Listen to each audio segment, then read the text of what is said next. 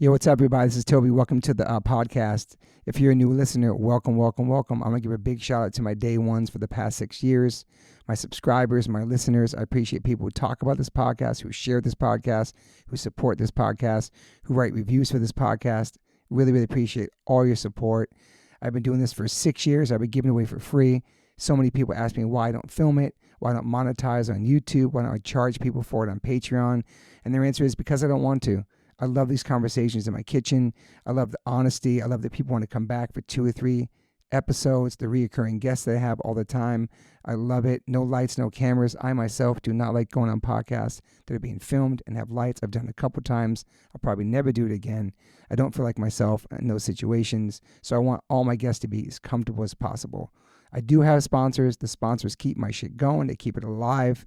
But I will never interrupt a conversation with an ad in the middle of it. People do that all the time, and I will never interrupt the flow of a conversation. So don't worry about that. But I do have amazing sponsors who I align myself with, who the products that I use on a daily basis. I've turned down so much money for sponsors that want to be part of this podcast with companies I've never tried or didn't align with. I'm very picky about who I have on my sponsors and have on this podcast. That being said, check out the sponsors. Joe, cue up the music. Since 1987, Rockabilia has been around doing officially licensed merch. No bootlegs from all the artists that I freaking love, from pop to hip hop to rock to hardcore to punk. Over 500,000 items on this website, independently owned, operated in the USA. Custom limited collabs drop every month exclusively on this website from visual artists and tattoo artists. We have so many bands that I love and artists that I love, from Gaga to Blink, Katy Perry, Bad Brains, Beastie Boys, De La, Tribe Called Quest, 50 Cent, Billy, Deftones, Dead Kennedys, DMX, Dr. Dre, Eric B. and Rakim, Goo Goo Dolls, Hall & Oates, Wu-Tang, U2, Snoop, TSO, and Paramore. Those is to name a few of all my favorite bands that are on this website. I've owned t-shirts from all those artists throughout my life. Now I know to go here only. All officially licensed merchandise. Check out Rockabilia Instagram. Also go to rockabilia.com and use my code OLLC10 and get 10% off. That's rockabilia.com. Use my code OLLC10 and get 10% off your purchases. Thank you to Rockabilia for being our new sponsor. Welcome to OLLC fam. As we get older, we start paying attention to what we put in our bodies. I personally have been listening to my body since I was 18 when I went vegan. I've always been focused on my health. It's super important, mental and physical health. But it's really important for people who are just starting to get more healthy and trying to step up their life. Doing your homework, reading the labels, researching and verifying everything that's quality. It's part of the game these days. That's why I started drinking AG1s. I'm so proud to have them as a sponsor of my podcast. AG1 is a foundational nutrition supplement that delivers daily nutrients and gut support and is backed by multiple research studies so you can trust what you're putting into your body. We're all so busy these days, so just store a pack of AG1 in the morning into a cup of water and shake it up and drink it. I love the way it tastes. I do it every single morning. It's part of my routine. I bring the packets on tour. It's an incredible life changer for me. Many supplements only reference research from ingredients in their product, but I trust AG1 in my daily routine because it's constantly putting the formula to the test. It's backed by multiple research studies. In one of those research studies, AG1 was shown to have double the amount of healthy bacteria in the gut, which is super important because these help digestion in the immune system and the immune health. And these bacteria are known to help with digestion as well, gas and bloating, which I freaking need. And it also promotes regular bowel movements, what I can attest to. In another research study, 97% participants felt more energy after 30 days, and 91% of the participants noticed that they needed less coffee after 60 days. I quit coffee like 5 months ago. I know I'm good on that. But AG1 is packed with a variety of nutrient-dense ingredients and is the perfect complement to my healthy diet. I drink it because I know it's going to work, and it gives me a peace of mind covering all my nutrition bases for the day. In fact, I trust it so much, that's why I'm spreading the word about it. That's why it sponsors my podcast. Thanks to Angie Huberman for turning me on to AG1s, connecting me with them, and now they're part of my podcast. It's so easy and satisfying to start your day with AG1s. Try AG1 and get a free 1-year supply of the vitamin D3K2 and 5 free AG1 travel packs with your purchase at drinkag1.com/OLLC. That's drinkag1.com/OLLC. It's never been a better time to focus on your health and wellness and get back on track, man. Take control of your daily health. Health is wealth. Get Peter Tosh in the fucking house. Yeah, bro. I like when people are like, yeah, how'd they come up with that name? And I'm like, my dad just fucking is hilarious and was like, Tosh Peterson. Oh my God, we have to call him that. Oh, fuck, I just got that. What the Yeah. fuck? Is that because of, obviously, duh. Yeah, because of Peter Tosh. My No last name's way, Peterson, dude. so yeah, it's so fucking funny. Holy shit. Your dad's a G. That's crazy. Yeah. I just caught that right now. Fuck. So funny, dude. They're hilarious. Both my parents are hilarious. Yeah, it's cool. Your mom's here right now. She's chilling outside with Dustin. It's fucking awesome, man. Yeah, totally. Very supportive. All right, so welcome to the One Life One Chance podcast. I'm your host, Toby Morse. Today I have a very, very special guest in the house, Mr. Tosh Peterson. Peter Tosh. It's crazy, dude. What up, Todd? Thank you for being here, man. Man, thank you for having me. It's fucking It's crazy because we awesome. met a couple weeks ago. I seen your stuff online, and then obviously I'm a Gaga fan. I saw a kid with a black flag tattoo playing with her, and then I don't know, your name came up, but then Indy from Fall Out Boy told me about you, and then I went and saw you. I met you at the Coachella and saw you guys perform, and it was fucking amazing, dude. Hell yeah, man. I was so stoked to meet you, dude. Andy, It's really cool. I remember Andy actually hit me up, and he was like, yo, I'm hanging out with Toby, and I was like, no fucking way, dude. It's so cool, dude. I was so stoked. It's just crazy because you're so young, but also you've grown up on so much cool music because your pops, obviously the English beat, which is so cool. So you've kind of been raised in this kind of world at a very young age, right? Yeah, totally. Yeah, I've been around it my whole life, and I love all music, dude. Like, I grew up with everything. My parents listened to literally everything. I'd be listening to ABBA and then Black Sabbath and then fucking Bob Marley all back to back. You know, it's like, Yeah. that's how I grew up. And so did you go on the road with your dad when you were younger?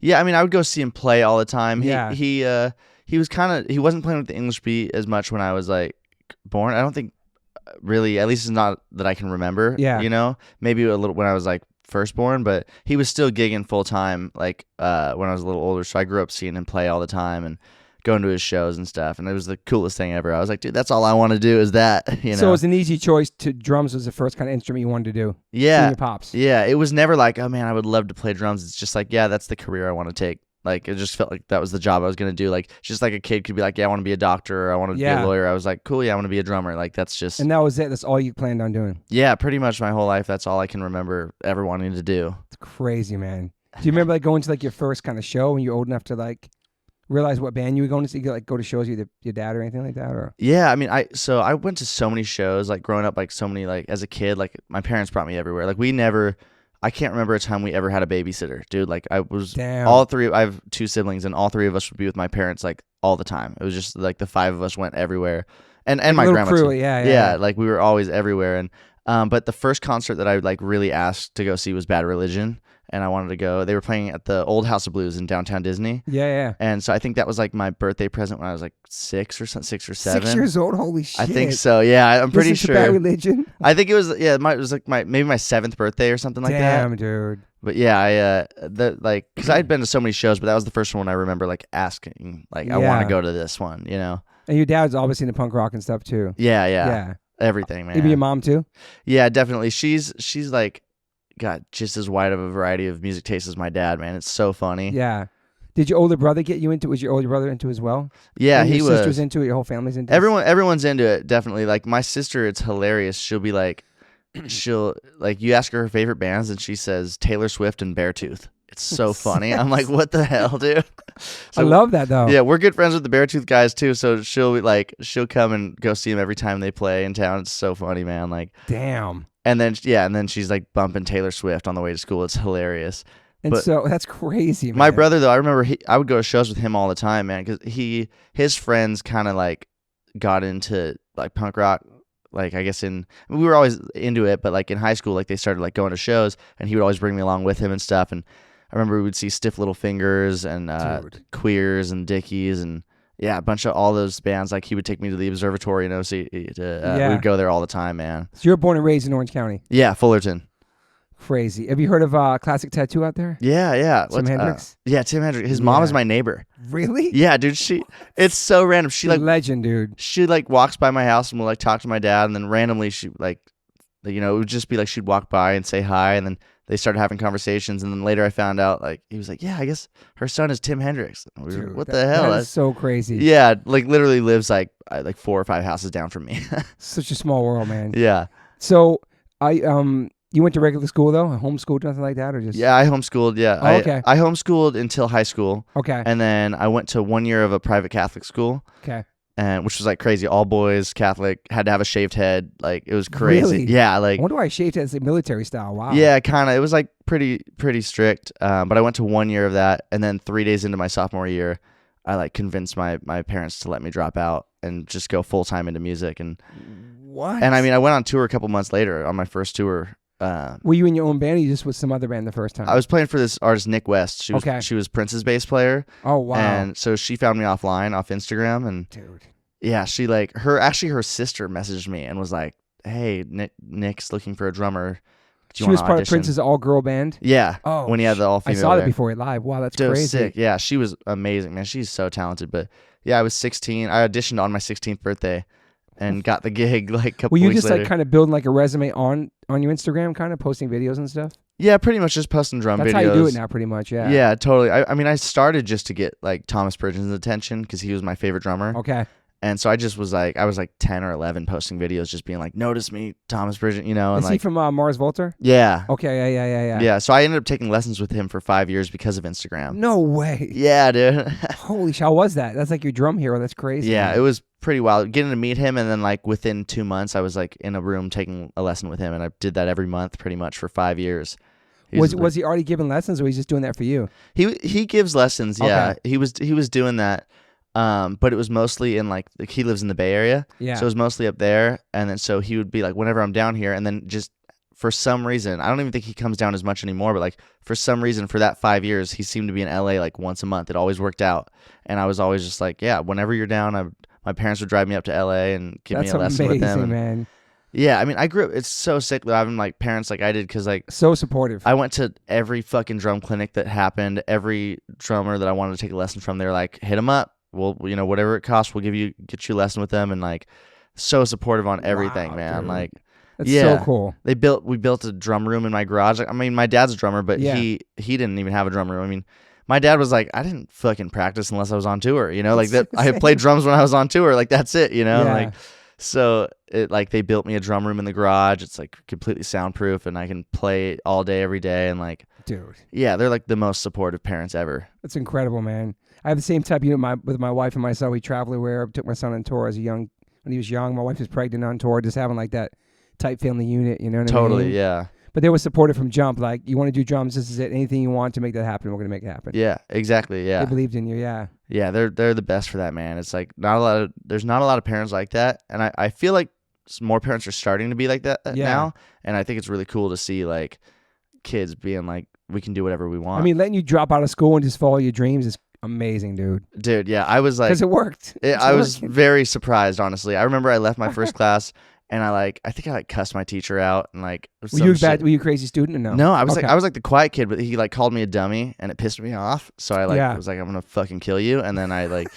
Then I left, and my parents were always early, and I knew where they parked. Yeah. And so I think it was my dad that picked me up, actually, but I convinced them to let me drop out, I think before the school called him or anything. And they were so quickly like, all right, because I made a good argument. I was like, guys, look, I'm not playing.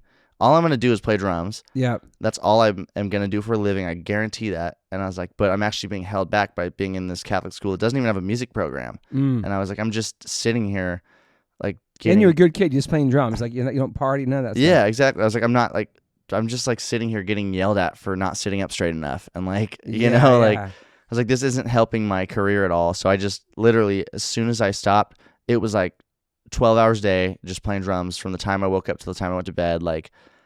I was already doing that before, but yeah. Were So you working a job at all, anything like that? No. I've never worked a job except drumming. And wow, man. yeah. That's amazing. So I was like, I've always played a lot, but yeah, I think once I was like 15 and they let me drop out, it was like 10 to 12. Honestly, there was days I was hitting like 14 hours of just playing straight all day. And then I got my first tour when I was 16, and it's just, even now though, it's like if I'm not on the road, like I got up and played for like 3-4 hours before I came here today. And yeah, I love that though. Because I just play drums all day, man. It's my you love favorite it. This thing. is what you do. Is your life. Yeah. Dude, if I wasn't making money doing it, I would still be in there all day playing drums. You know, it's like, it's all I like to do. you were before you were making money. Yeah, yeah, awesome. exactly. So did your parents come on the first tour? You were 16. Like, how does that work? No, so they just kind of like, so I had to make the guitarist was my legal guardian because we went to Russia. Like my first tour, we were like in Russia and Lithuania and like Serbia. First time going overseas? I had traveled before, like with my Okay. family. Like when I was 13, I climbed Mount Kilimanjaro in Africa with my grandma, and like, Who are you? That's but crazy. like, so I grew up. My grandma loves to travel, so I like grew up going with her, and then That's like my amazing, parents dude. and my dad and stuff, like traveling with them and stuff. Like I always grew up around traveling, but it was never like as consistent. Obviously, as Yeah. like you go on tour, it's like, dude, you're in a different city every night. It's like, crazy, bro. um, So you went so- out without. So he was a legal guardian, the guy in the band. yeah, the guitarist, and it was like, I mean, we didn't have like a crew. It was my, it's a small tour. It was my first tour. It was just like the band and like a tour manager, and like What kind of music was it? it's like funk rock. That's cool. stuff. Yeah, That kind makes of like sense. Yeah. a little bit. She always was like, I want it to be like if John Bonham was playing drums for Prince. That's how she's like. That's how I want you to look at it. And I was like, Sick. cool. Like, Did you fuck like it. Prince as well? I love Prince. Yeah, Yeah, Prince is the man, best, it's dude. just so good. Like Dude. so fucking good. So that's crazy. You're playing with somebody from his band. That's awesome, man. I know. First I was like, tour. it was also. I think that's what helped them not be as scared for me going on the road. Is we were all such big Nick West fans. Okay. So they were just kind of like, wow. I mean, you get to go play with the person that we, that we love. We listen to her music and stuff. So Yeah. and she played a lot of Prince songs too. So it was like, I mean, the set list. I was like, I basically knew it when they gave it to me. I was like, Damn. sick. How long was that first tour? It was like mostly one off. So we'd like go to Europe for 2 weeks and Yeah. then like, go out for like a week of shows and on the East Coast, and then like, so it was like a year of touring, but like very like be home for a week and then And go. that's the only do a person you're couple playing shows. with at that point. Yeah, I was only playing for, and then I had a local ska band with my friends, my like teenage friends. I'd go like play at the pizza place and then be like, I gotta fly and do the Serbia Jazz Festival tomorrow, like, That's amazing. and then come dude. back and be playing Operation Ivy covers and What was out the of pizza ska band place. called? The OC Ska Kids. Sick. Is that still around now? They They continue or no? They continued. They formed a different band called Dropcase, which Okay. I also like kind of was playing. We like changed the name while we were the OC Ska Kids, but Crazy. I dude. started playing with them when I was like 14, and then like it kind of went on, and then like I just started touring full time, and but I think they still play, and it's like the same guys, and Crazy, they dude. How old were Yeah. you when you got your first drum kit? Because you started playing like 2 years old or something. yeah, super young. they got me like a kit because I was always hitting my dad's drums and stuff. So when I Yeah. was 2, they got me like a kid size drum set, and I got to like I could actually like finally play a kit that I could sit down on and play, instead of Yeah. just banging on my dad's drums. Were you jam with your dad too a lot? Yeah, That's cool, And my man. dad plays guitar and stuff, so we would like play Bob Marley covers and stuff, and like Dude. yeah, I mean I just grew up playing music, around the house. It literally like. Cause I'm such a spaz, like I'd be like doing math homework and like when I was like, cause I was homeschooled, so my mom would be like helping me do math, and then she'd be like, dude, you're fucking tweaking, go play some drums. So I would just like Because run you're in the banging on corner. the table and Yeah, stuff. I'd be like fucking, she's like, dude, you're tweaking now, you gotta go play drums. And I would just, she'd be like, all right, take turns. It was a cool thing that we would do also. I never even really thought about this until right now. We would like take turns, like we would go on like iTunes, and like my brother played drums and my sister kind of played drum. We all like play, or like guitar, whatever it was, and we would Yeah. like pick a song for someone else to play. So they'd be like, my brother would like turn on, I don't know, like a Social Distortion song, and I'd play drums along to that, and then I would turn on like a Snoop Dogg song for him to play along to, and we would just like go back and forth. And like That's cool, man. my brother, he doesn't really play drums anymore, but he plays music still, like he plays guitar and stuff. And I mean, he's becoming a history professor right now, so kind of took a What? different route. That's Yeah, amazing, dude. he's getting his PhD in history, which is Wow, hilarious. man. Different routes, but like, Yeah. Did you like school at all? Were you good at math and stuff? Did you care about that stuff? not really, You- man. You couldn't. kinda- You're focused on drums. I was dude. so just like I'm You so were checked out, one-track. or you just like music. Dude, I'm like literally not good at anything but drums. It's so funny. I try to like I make scrambled eggs and I fucking burn them, and I'm like, what am I doing, dude? Like, You try to play guitar and everything like that already? yeah, I mean, I like playing, like I've like messing around on guitar and stuff. Yeah. I love strumming an acoustic guitar. It's like it's like relaxing. But Damn. I What about like skating or surfing, stuff like that? more when I was younger, but then I'm like would like hurt my foot, and then I'd be like, fuck, it's like hurts to play my bass drum now, and I'd be like, and I Yeah. learned that like young, like 7 or 8, being like trying to skateboard, and then I like hit my foot and be like, wait, if this is gonna hurt me playing drums, then I don't want to do Damn. this. So no sports, nothing like that. Yeah. Not really, no. Like I even now, like I'm down to go like surf, because it's kind of hard to get hurt if you're just like surfing like on like at least at a chill beach. It's like nothing Yeah. crazy. Like I'm like a longboard or something. yeah, I'll go Yeah, longboard or yeah, something, yeah. but I don't want to do anything that I could like hurt myself, because I just want to play drums. Yeah. And It's crazy, I hurt myself man. enough playing drums, dude. So after that first tour, you come back and it's just like that's like kind of your first kind of tour. You realize like this is it. This is amazing. This is all I want to do even more now. Yeah, and I was kind of, it's crazy when you do it your first tour like that and you think that's all there is. So like when you get like another like a slight step up, it's like, wait, there's more to it than this? Like Different levels, man. Like, wait, I don't have to share a hotel room. No way. Get like, your own bed, sick. get your own bunk. Yeah, and then it's like, Dude. and dude, yeah, by the time it was like doing my first bus tour, I was like, oh my God, this is the fucking coolest thing ever. That's the I was like, best, I'm gonna bus. dude. And then now I'm playing for Lady Gaga. It's like, there's not even tour buses on this. Man, they just fly to every planes, show. dude. They just fly to every show. All the different levels you experienced all of them already. Because At like, such a young age. I flew to every show with Nick West, but it was because it was like one-offs kind of thing. Yeah. So we'd like fly and, you know, be like, it was a crazy schedule. We'd literally like fly to like Madrid, play a show, and then have to like fly to Moscow and play a show, and then fly home and like do like those two shows. And like, Fuck. it was fucking brutal. But it's like, you know, you're in seat 74B and like just like what's happening. But Back of the bus. But I was like, this is awesome, you know, like I'm on tour, and I was like so stoked. And you then, love traveling still? I do, yeah. Honestly, Yeah. like, But now you're at a different level though. yeah, it's different now. You're on a different level. I will say though, it's gotten harder because like touring with like say like Machine Gun Kelly or Jaden, it's like, wow, like, okay, yeah, you go out and you see these places, it's awesome. Or like I went to Brazil with Jaden, or I went to Singapore with Kid Leroy and stuff, but going with Lady Gaga, we weren't even really able to like leave the hotel because it's just like thousands of people waiting outside the hotel. For you, for everybody, the band, everybody. Well, yeah. I mean, I think they knew she was in there as well. Yeah. Because I think it's like a known thing, at least at the show we just did in Rio, that whoever like plays on that beach stays at that hotel. I'm pretty sure that's what someone was telling me. Like they just know that everyone stays there. Yeah. So it was all like, the bands play there for yeah. Yeah, everyone who plays there stays at that hotel. So I think they kind of already knew. You mean the show you just played where you broke the world record and beat Madonna? That one? You mean 2.1 million people? Yeah, casual little Copacabana Beach. Dude, Bro, yeah, that was. That didn't look real. It didn't even look real to me. Dude, it didn't look real for like days before. It was crazy to me. Like, did you know before how many people were going to be there? They said they were hoping to break Madonna's record. So they were hoping to get like 1.8 or 1.9 million was the goal. And then as we're walking to the stage, they go, hey, there's over 2 million people out there. And yeah, what does that even feel like? Do you get even more nervous, or you just like, whatever, it's just playing a big crowd? Dude, I was actually fucking laughing about this because my guitarist, Tim, was like, are you nervous? And I mean, he's been playing for 14 years. And he's like, are you nervous? And I'm like, I mean, not really. Like, it just kind of feels like I'm going to go. I mean, we're playing the same set we played at Coachella, same set we did at all these other places. You know, it's like same set list. So I was like, I'm not really worried about it. And then I like called my parents. I was like, should I be nervous? I'm confused. Like, but I mean, I was like even playing in church when I was like 7 or 8 years old. And I mean, even though it's like you're playing in church, like still like I was 7 or 8 years old playing in front of like 600 or 700 people, you know, at church. Yeah. So it kind of just felt normal. Like I never really thought that you're supposed to be nervous. I didn't even know that you were supposed to, you know? Yeah. So I kind of was like, fuck, am I supposed to be nervous right now? Is this a bad thing? And they're like, no, you're just used to it. But yeah. And just looking out over all that, it's like, yeah, I mean, it's crazy, dude. You look out and it's just like a never-ending sea of people. And I'm just like, wow. Everybody's singing. It's just crazy. Yeah. Dude. It was like the first time where like we have in-ear monitors and stuff. And like I'm like, oh, I have to like turn them up like as loud as I can get it right now because the screaming was just so loud I couldn't hear anything. Dude. And then coming out for my drum solo, and because there's a part of the show where I do the drum solo, and I like get wheeled out to the front, and it's even louder out there, and I'm like, oh my God, like, is this what she's hearing? You know, like it's so fucking loud. Or like the dancers, I'm like, how do they even know where they're at in the song? It's so loud. Damn, dude. It was crazy, man. I wonder if she was there. Who knows? You guys talked after the show, but must have been so overwhelming, dude. Yeah, totally. I mean, like, I wonder how it is being like the artist all the time. Right in the front like that, dude.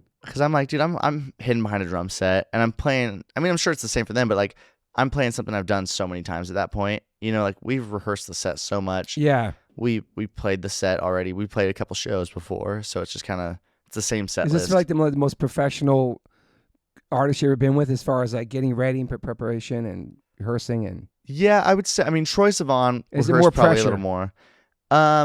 I mean, definitely there's a lot of pressure, but it's also just kind of like, for some reason for me, like I'm more nervous to go to a show with my own band and be like, because I'm like, I want people to like it. I'm like, I want people to like her show, but I already know they're going to, and I know like everyone there is doing their shit. Because your band's your music, your thing. Yeah, it's like I'm coming to do hers. It's like I know how to do that. I know how to be the hired drummer. I've done that for so long. Yeah, I can do that with anyone. Like, and I'm like I'm like pretty confident and stuff like that. But when you come with your own band, it's like, wait, but they have to like more than just my drumming on this, you know? Yeah. Because with her, it's like, you know, I'm going out and playing her songs. The songs are already written. Everyone already loves the songs. Yeah. I just have to do a good job playing them. I can do that.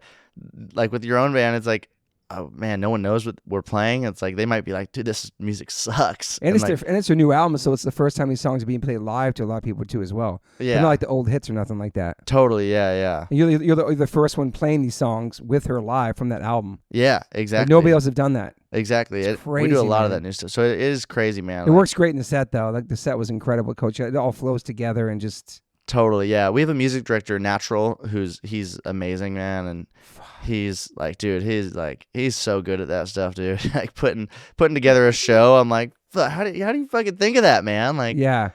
I just want to play drums. You get to wear what you want to wear in the band, like 'cause you take your shirt off all the time, so like you can do whatever you want, kind of. Yeah, I mean, like there's stylists, like definitely the stylists though. I feel like are mostly for the dancers and stuff, Yeah. like because they have outfits. For us, it's They kind don't of have like to give you a shirt though. no, yeah, they don't have to give me a shirt. Like they give us stuff, but I also like beforehand like was like, hey, I wear like these Loser Machine pants like every day.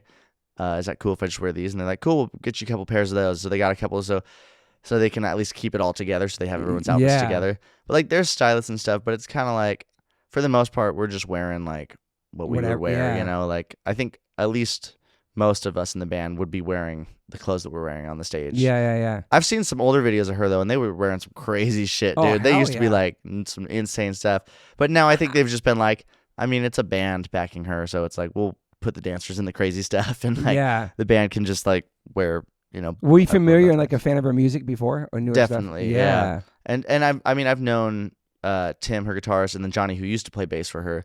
I've known them for probably almost 10 years at this point, and I mean, my sister, she plays piano and sings, and she'll do like Lady Gaga covers in the house and Oh, stuff. that's and, like, amazing, dude. so I get yeah. Well, it's hilarious though. She doesn't fucking tell any of her friends what I do.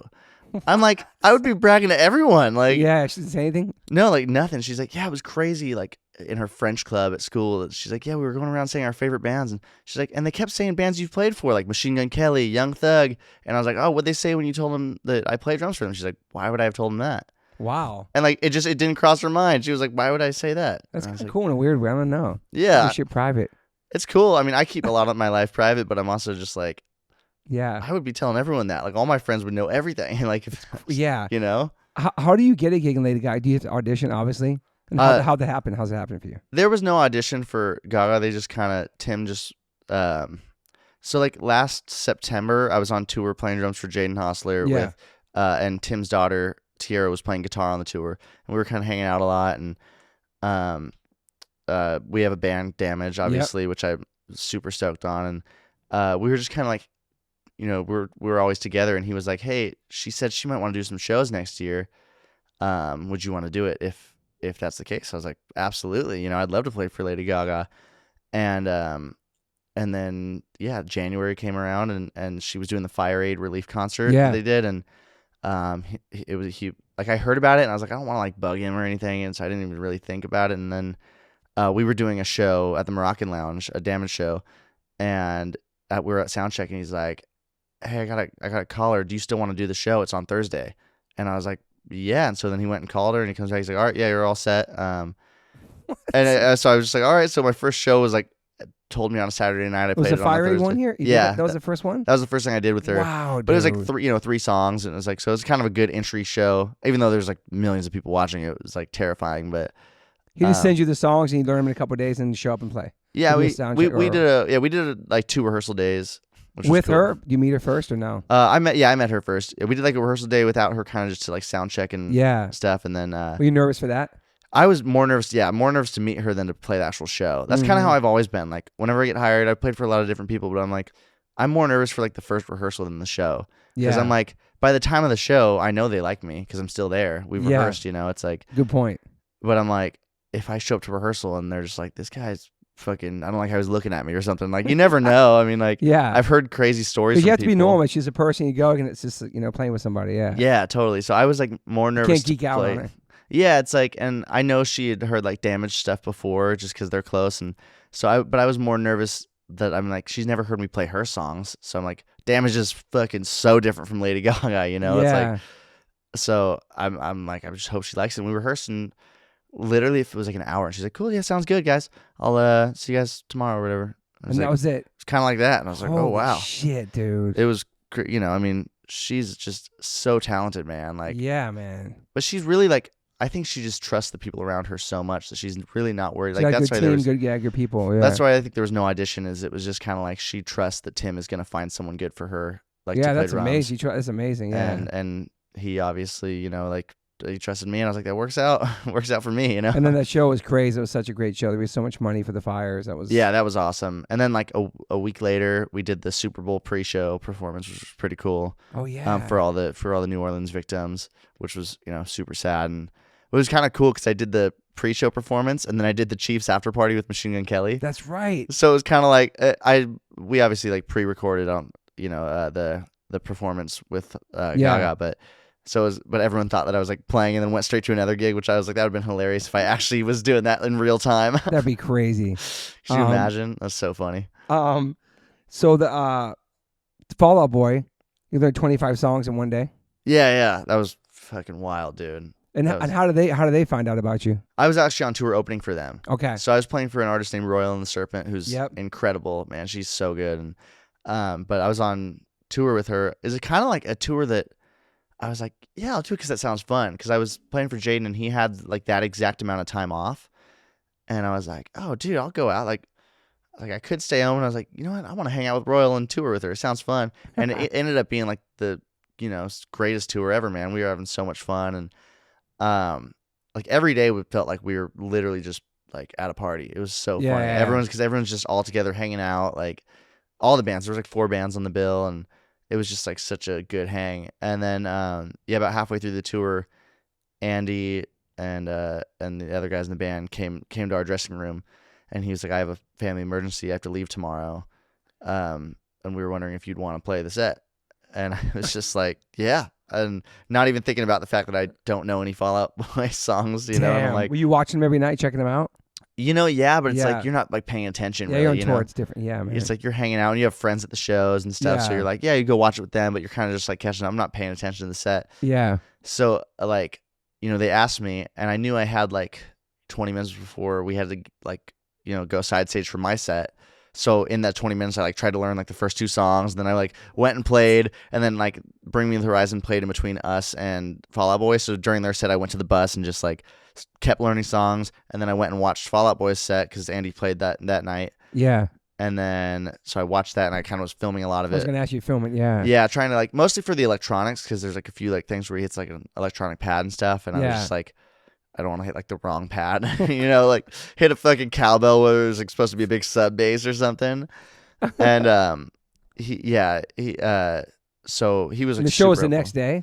No, so I had the next day off. Okay. So it was like they asked me on like a Wednesday, and we played on a Friday. Yeah. So then that next day we went to North Carolina, and I had the whole day. I just like sat in my hotel room and just charted songs out and like air drummed them, and then the next day I went and sound checked, and we rehearsed like half the set sound check, and then they were like, you got the other half too? And I was like, I mean, yeah. And they're like, cool, we got to wrap it up kind of thing, you know? And so I did the first half with them. So like the second half of the show was like my first time playing it with them, which was fucking live, terrifying. Yeah.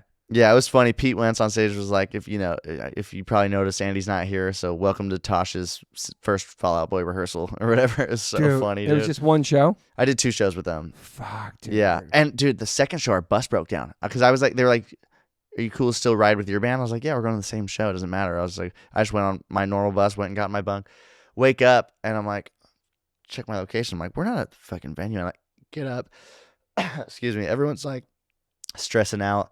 And they're like, yeah, we're broken down. We're about 2 hours away. And I was like, fuck, dude. So TM rents a car and drives just me, and like the other guys have to wait to get picked up. But Holy I'm like, shit. I have sound check with Fall Out Boy. Like I can't miss this. So holy shit. That's amazing, man. And those are big shows too, right? Yeah, those were like 20,000 cap amphitheaters. Fuck. So crazy, man. So when you came back from the first, what was the next person you toured with after that? When you came back from the first tour, Did your name just start getting out there, kind of spreading about you being a drummer and? Yeah, it pretty quickly I started touring with a lot of other people. This girl Carly Hansen. Yep.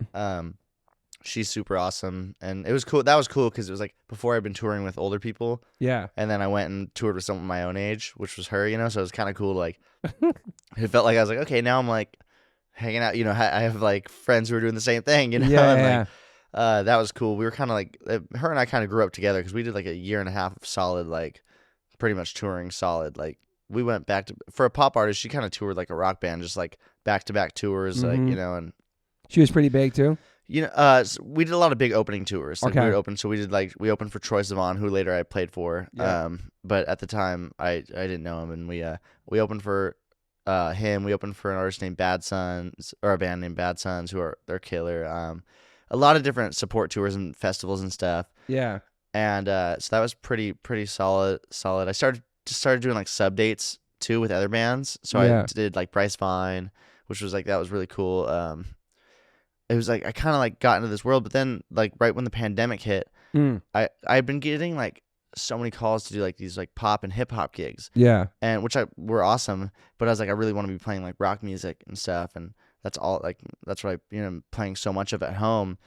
And so like during the pandemic, I just had all day to practice, and then Ashton Irwin from 5 Seconds of Summer, his team reached out and he was doing a solo album. Yeah. And so I went and I played on this live stream thing he did. And I think that's when people were like, oh shit, he can do like rock music, like for real, like authentically. Really saw you, yeah. Because I had just been like, you kind of have to hold back on some of the like pop and hip hop stuff. And so after that, that's when like coming right out of the pandemic is when I got called to do Machine Gun Kelly, and then a bunch of other stuff. I did Bad Bunny, but it was like he did like a rock song, on the Billboard Music Awards. And yeah, that's cool though. So I did that one. I did Young Thug did like a rock version for his Tiny Desk concert, and actually that was cool because Damnage was the backing band for that. No, that's sick. All three of us were on there. Get your boys in there. That's cool. So yeah, it was kind of like. Was he cool, Young Thug? Yeah, he's awesome, man. He's so fucking good too. And he's like, yeah, he's talented. He just comes in, he's like the nicest dude ever, and just comes in and is like, yeah, let's try like this, and he runs the stuff with us. It's like, all right, cool. See you guys tomorrow. Like,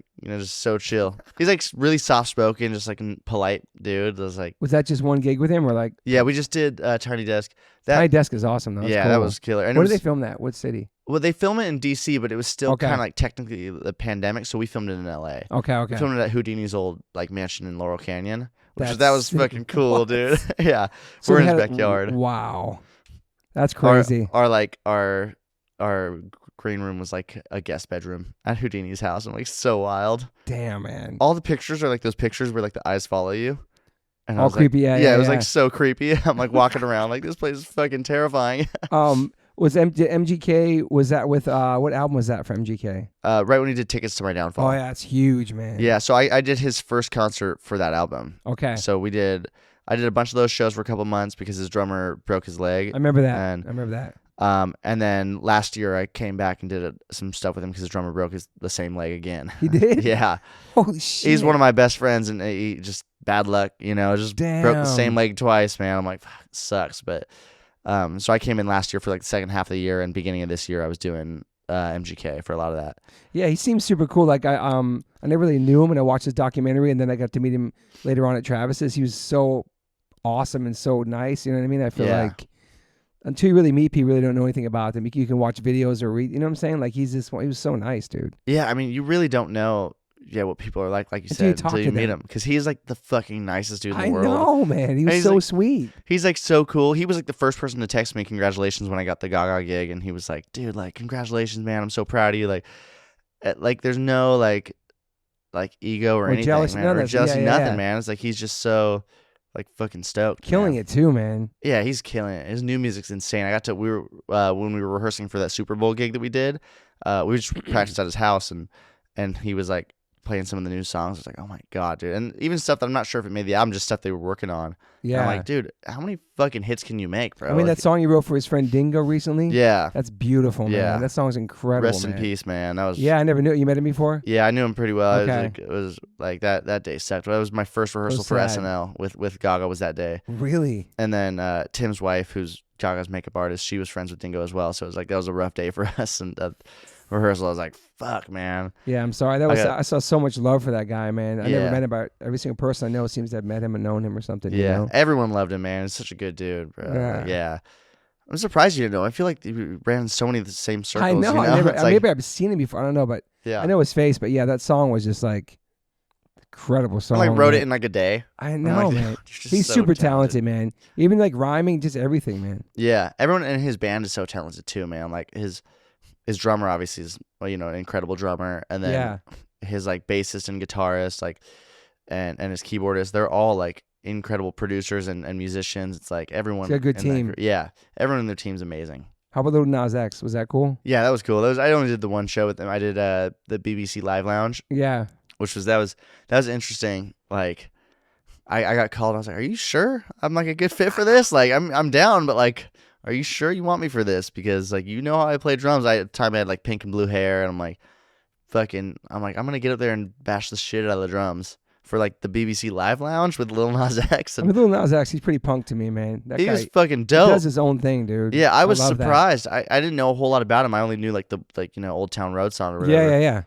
And yeah, man, I went and I did that, and I was like, this is fucking cool. Do you get to talk to them before or after, or is it kind of just straight up kind of work? You do your thing and yeah. I mean, if they're a good person, then yeah, you talk to him. And he was super talkative, and he actually just hit me up the other day.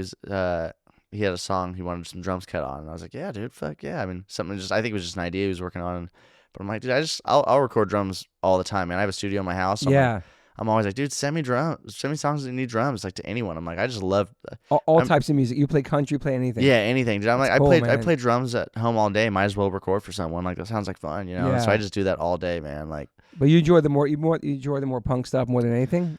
I think so. More rock stuff. I think I just like specifically like playing all types of rock music just because I love bashing drums. You know, it's so fun, you know, and like what Damnage makes, like our music is like hard hitting rock music, and like we started more punk, but now it's a little more just like straight up rock, like punk. I guess more rocky punk. I don't know. I'm just how to fucking, you know what I'm trying to say. It's like less like straight head fast like punk, you know, and like I'm fucking horrible at genres too. I'm like I hate that shit too. I'm like, dude, there's so many different genres. I'm like, it's all rock music. It's too much. There's too many genres, dude. There are. I'm like, there's like should be like rock, country, hip hop, like reggae, you know, classical, like the main ones. But like all the subsidiaries of like rock, I'm like, dude, it's all rock music. Or new metal, or screamo, or all that stuff. It's all different types of fucking rock, dude. Yeah. To me, I'm just like, it's rock music. So, but I guess it's like a little Damage's stuff is a little less fast, and I think that's even more fun is playing like some of like the mid-tempo, just hard-hitting songs. Yeah, like,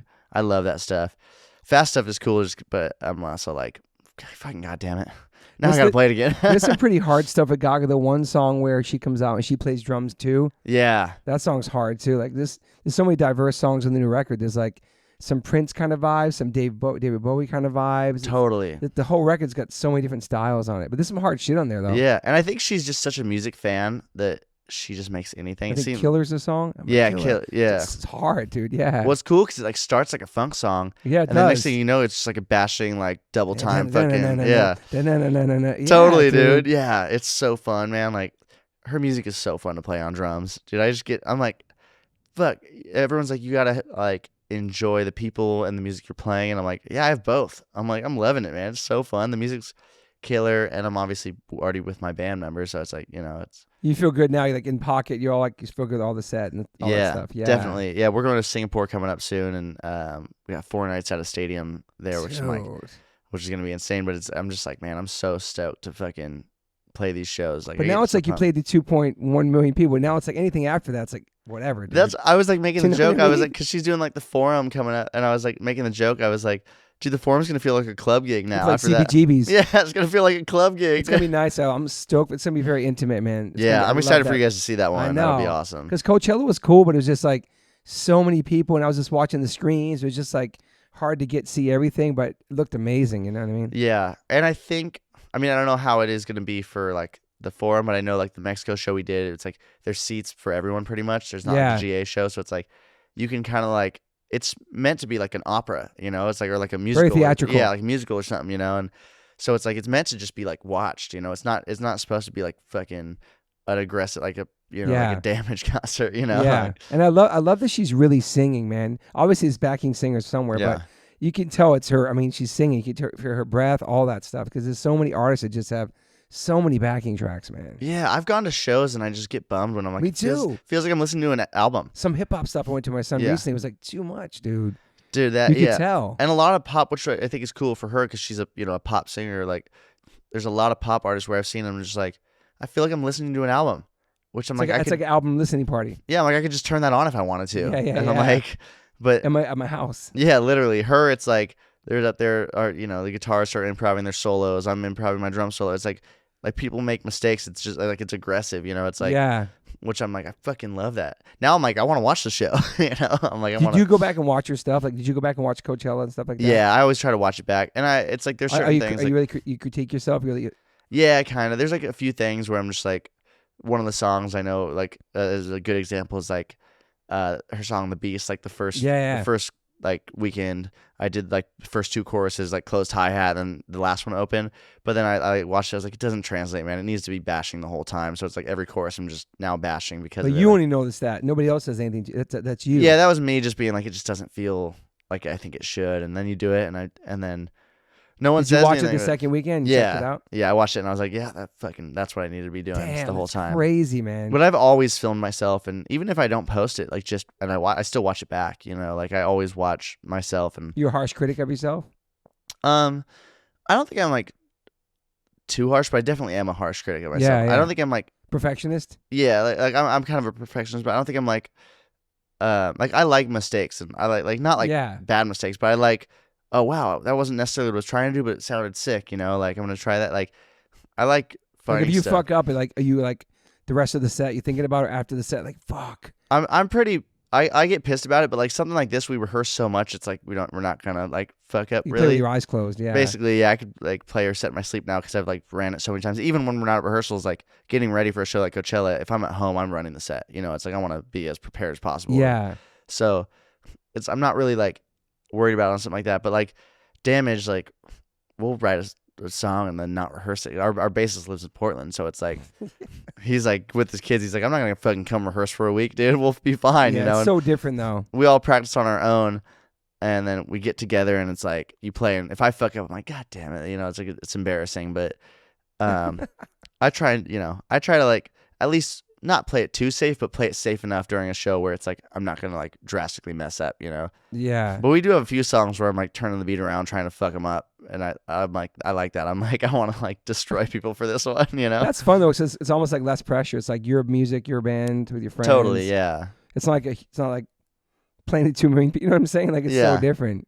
Yeah, you can maybe relax more and just fucking have fun, and not like you're having fun, but like I don't know. It's like a million eyes on you. Yeah, totally. It's like. And also, I like my parents are at home watching all the live streams and stuff, and like, I'm like, fuck. If I mess up, at least my dad's gonna fucking notice. Like, if even if no one else, notice it and say or no? He'll know. He'll call me out, dude. He'll be like, "You fucked that part up." Like, are you serious? That's amazing. Yeah, like he's done that. Did they come to Coachella? My dad did. Yeah, that's sick. Yeah, my dad came both weekends, so that was fucking awesome. That's so cool. It's weird though. On doing a show with like pyro, no one's allowed to watch on the side of the stage. You know? Yeah. So I'm used to him being like just on the side of the stage watching me. But there's like Fall Out Boy, there's pyro, so it was like that. But then Gaga, there's pyro, so it's like that. So he had to watch from the crowd, and he's like, "Fuck, where the fuck am I supposed to stand from? It's Coachella, It's like I'm watching his videos. I'm like, could you even see me, dude? Like, was he having in the front at least? Someone in the front? I think so. I think he was up there close enough, but he was mostly watching on a screen. It's like, I know it's so many people though, man. And it's like I feel like there's too many people for like that. Even like the grounds that they have it on. Coachella? Yeah, I think so. I mean, I felt like that the other night. It kind of felt like they're overbooking it. Yeah, it just was. I mean, you can't even get anywhere near the stage's hand. It is so far away. You know what I mean? Yeah, I mean, I was watching videos of people that were like that whole front row, like was waiting in line at doors before they opened. Okay. And then they ran up and they were just at the front to watch Gaga. And I'm just like waiting there all day and night, man. Like skipping everyone else to watch that. But I mean, it's real fans, man. Yeah. I could never imagine doing that though. I'm like, dude. Do you have a lot of like fans now like hitting you up online stuff that because you with her? Is it different? Yeah, I mean, it's life been changed for you? Definitely, yeah, definitely. A lot's like it's crazy seeing the like just the numbers grow. Like, wow, I never really like looked at my followers or anything. Yeah. Because I'm like, I'm the drummer. I'm not trying to be like an artist, or I want to play drums for bands and stuff, you know. But seeing it, I'm like, wow, it's like in like 4 days going up 30,000 followers. I'm like, God damn, like that's wild. Like, yeah. I've seen like my account have big like growth, you know, like it'll randomly grow if something big happens, you know, but not like that. I'm like, holy shit.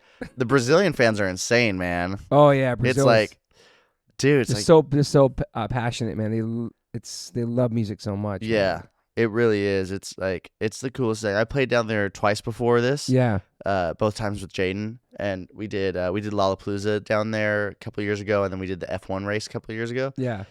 And it's just like even for someone like him, it's like he's an amazing artist, but he's not like Gaga size. And for him, it's like there's fans outside the hotel all day.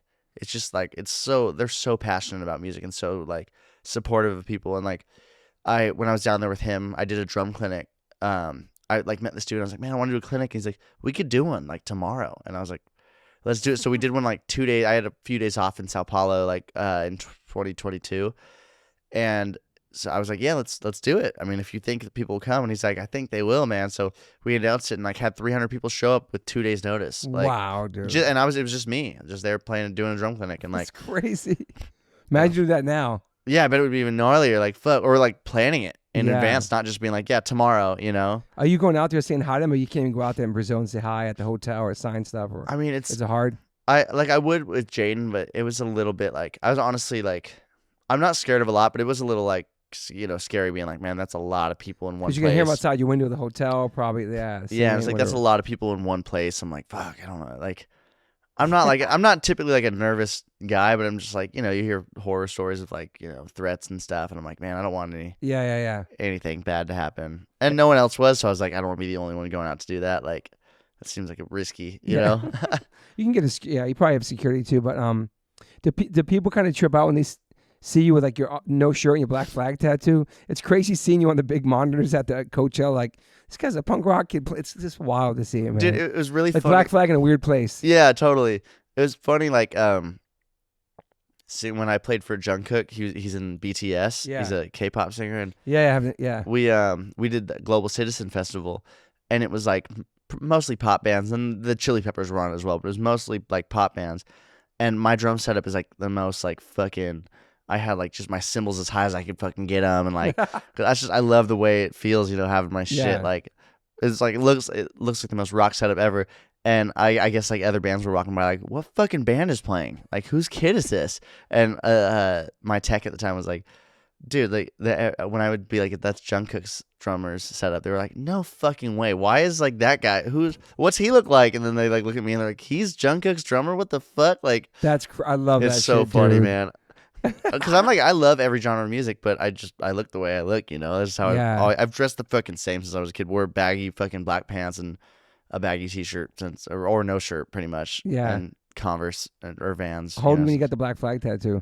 I just got that. Damn, it said fuck on my chest. I just had fuck written there. Ah. But every time I played on TV, I would have to like put makeup over it or like duct tape it sometimes. That's a pain in the ass, yeah. And I was just like, it's so annoying. And I was like, so right before we were doing SNL a couple months ago, like 2 months ago. Oh, damn, it's that new. Okay. Yeah, like that, the week of, like 4 days before SNL, I had a tattoo artist friend in New York. And I was like, can you come cover it up? And he's like, what do you want? I was like, I think the Black Flag logo would look cool there. You know, I was like, I like Black Flag. Yeah. And it was an easy cover up. I was like, fucking cool. And it's also hilarious because it's like I'm Lady Gaga's drummer with a Black Flag tattoo. It's crazy to see it on TV and all that stuff, dude. Yeah, I mean, it's funny. But I mean, her guitarist, like, who plays in Damnage, I mean, we both obviously have Damnage, but that's just our own project. But like, he also plays with Suicidals and stuff. Like, he just that's cool. He like fills in for Ben whenever Ben can't do the Suicidal Tendencies shows. That's awesome. So like, if she has like rock musicians in her band, you know, it's like she knows what's up though. She probably knows the Black Flag. Yeah, for sure. Yeah, she knows. I mean, she's so talented. I can't imagine there's a lot of bands she doesn't know. You know. Yeah. She's so like knowledgeable with music. It's crazy, man. What a crazy journey so far, man. You're so young too. It's crazy. You're just getting started, bro. It's wild, man. I mean, he started like at 2 years old, obviously, but like, who knows what's gonna happen after Gaga? Who knows, man? Yeah, you know what I mean. It's always, you never know, man. I just hope it keeps going forever, man. I just want to keep playing drums for the rest of my life. I just feel like your resume is just building so like organically too. Like it's just Do you know what I'm saying? Like, Yeah. you get your name out there, you're playing these shows different with artists, and they're telling other people about you, and the word's spreading about. You know what I'm saying? That's Yeah. awesome. Totally. That's how it's supposed to happen, I think. Yeah, totally. It's like organically and stuff. And I mean, it's so weird seeing like, I mean, people who now like the different eyes that see you with like different bands and stuff. Like, yeah. Even like the producer Max Martin, I was like a huge fan. He's huge too. Yeah. Yeah, when I was playing for Troye Sivan in Stockholm. I think he lives in Stockholm, and he came to the show. That makes sense. Yeah, Sweden. Yeah. And he like came up to me and was like, "Man, I think I'm your new biggest fan." And I was like, "What the fuck, dude?" Like, Damn. tripping out, man. Like, so yeah, some people have you met as of recently too? yeah, and just today I woke up and Kesha followed me on Instagram. I was like, "That's What? fucking cool, dude!" Like, What?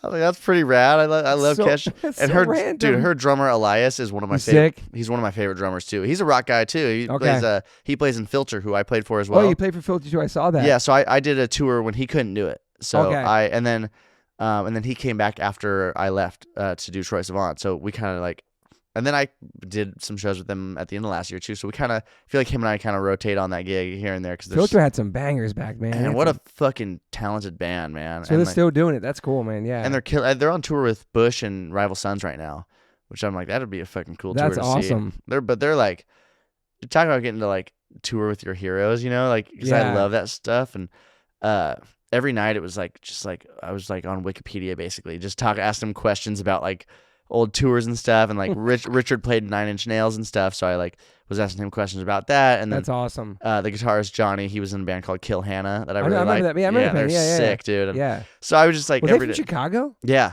Yeah. Chicago band. And then That's right. Sean Bevan, he produced Downward Spiral, and he was the front of Okay. house guy on it. And I was like, Wow. he just like he does front of house for fun for Filter, just because they're his homies, and it's like fun for him, you know. And like, so every night it was just me on the bus, just like sitting there, like, what the hell, just asking him all these questions about the '90s and touring. And they have stuff. a great And, like, show still, right? Filter? yeah, they It's like fucking a crazy kill it. resurgence for all the love of that. Limp Bizkit. A lot of these bands are just killing it, man. Yeah, man. It's I mean, amazing. in Europe too, it's like, dude, those guys, like Richard's like a celebrity over there, man. Like, Europe's way different than here. It's interesting. It Man. really They is. really, really appreciate all types of music, man. it's wild. We did like, I remember the show we did in Paris. My grandma was there.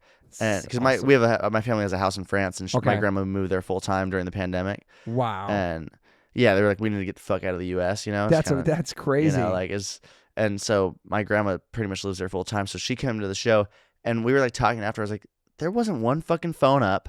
There was people crowd surfing, in the jumping, moment. like running, jumping off the stage and shit. And I'm like, I've never seen anything like that because like, you know, I've never toured with bands that have stuff like that, and it's just Yeah. like playing with Filter was a whole other thing. And I remember like pretty much every day I would text Elias, the other drummer, and be like, I'm so fucking happy.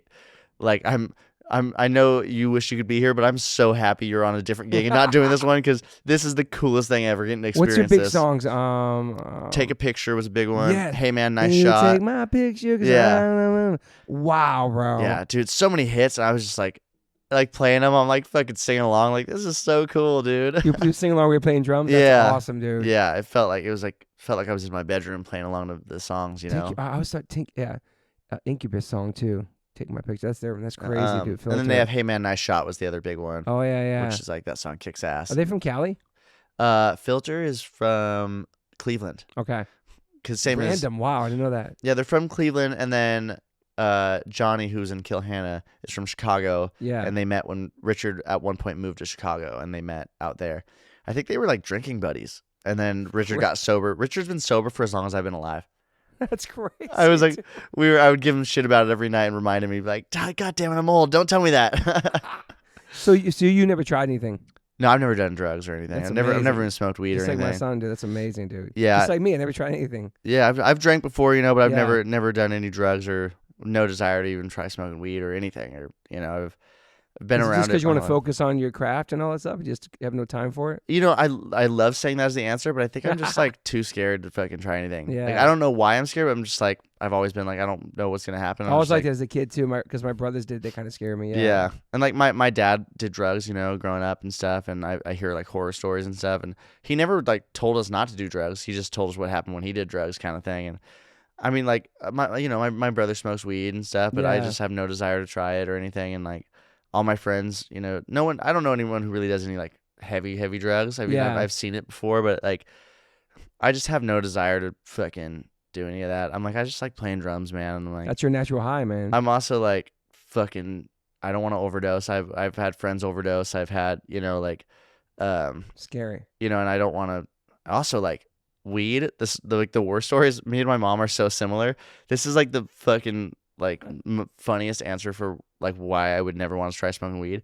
My parents on their first date, my dad was like, "You want to smoke?" Because my dad had smoked a lot of weed at the time, and my mom like just was like, to be cool, was like, "Yeah, totally, like I'll smoke," but she had never smoked before, and my dad didn't know that, and she smoked, and then the rest of the night they didn't even get to go on their date. My dad just held her hair while she threw up all night, and I was like, I feel like that would happen to me because her and I are so similar. Like we get car sick and like we get like motion sick and like weak stomachs and stuff. And I'm like, that was their first date. Oh my god. Yeah, their first date. She fucking just threw up all over his apartment. I was like, dude, that's so funny. I'm like, that would happen to me, dude. Like, yeah, I don't know. It's just, but like, there's also like heavier reasons to not try drugs, but like that's a light reason that it's like, especially now with fentanyl and all that shit. Oh yeah, fuck that. Scary, dude. Yeah, I had a good friend overdose on fentanyl a couple of years ago, and it's like, oh man, sorry. Just seeing that, man, I was just like, what the fuck, dude? Like, why would anyone have any desire to try it? Like, I have no desire. Like, I'm just like not interested in anything, Yeah. I like playing drums, man. Like, that's it. Like, I know, it's crazy, man. You doing it, dude. like, I don't like. I think I was telling you at Coachella. Like, I don't call myself straight edge because like I'll drink and stuff and like, but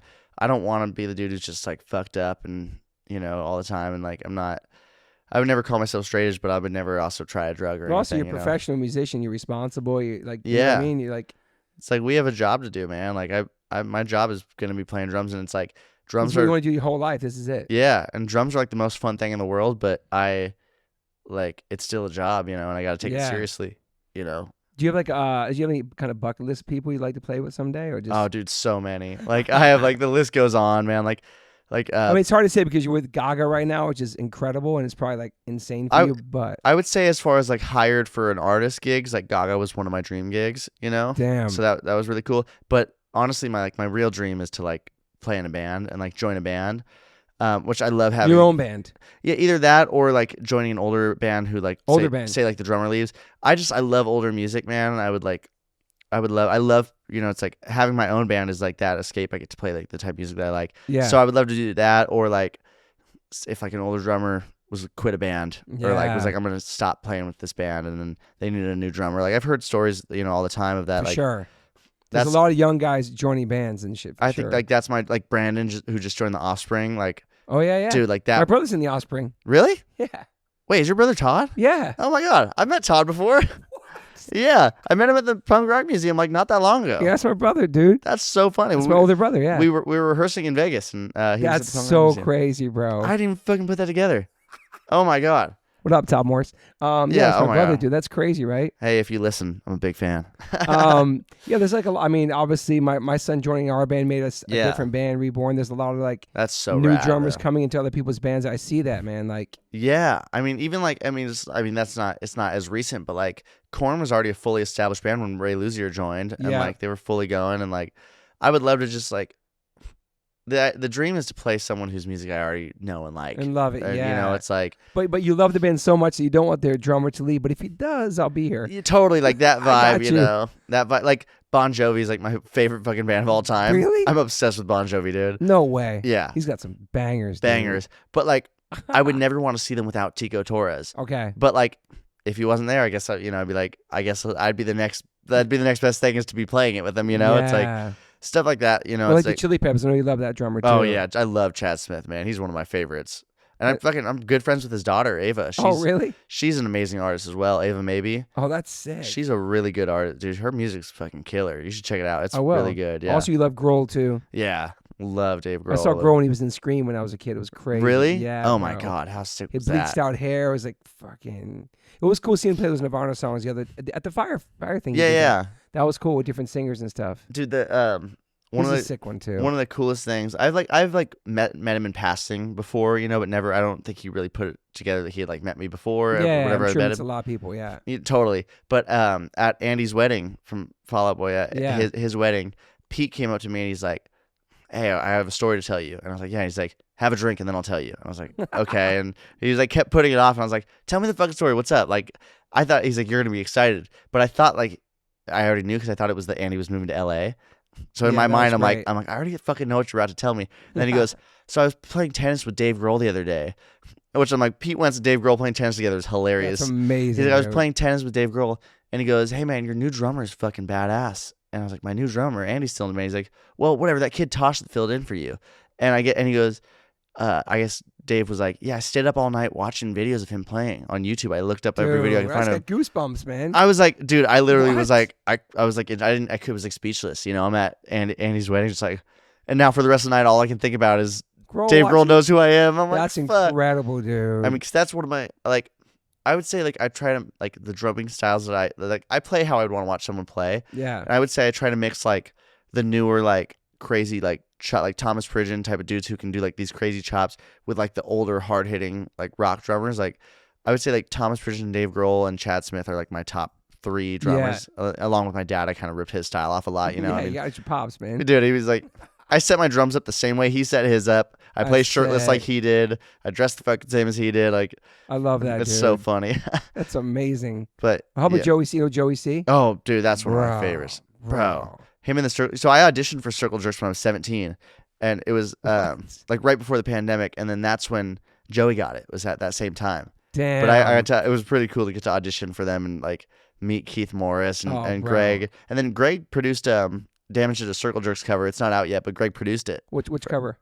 We did Wild in the Streets. Great, dude. Yeah, we recorded it at Greg Hetson's house. And wow, that's awesome, man. Yeah, man. I'd love to do some shows with them. Like, he's turning 70 this year, Keith Morris. I know, dude. I'm like crazy. Fucking praying I'm home for that. It's at the Palladium. I want to go to. I think I am. I think I leave like the next day for something, and I was like, dude, or it might be like on a day off, and I'm like, I'll fly home for that, dude. I got to see that. He's so inspirational. 70 years old, still killing it on stage, bro. Dude, I didn't get to stay for the whole weekend of Coachella. I had to get home. Oh yeah. But I got to watch like the stream, and I was like, dude, they murdered it. I saw that. Fucking ripped, dude. That band is one of the best live bands. I'm like, and Joey C in there, dude. He's like almost 60 as well.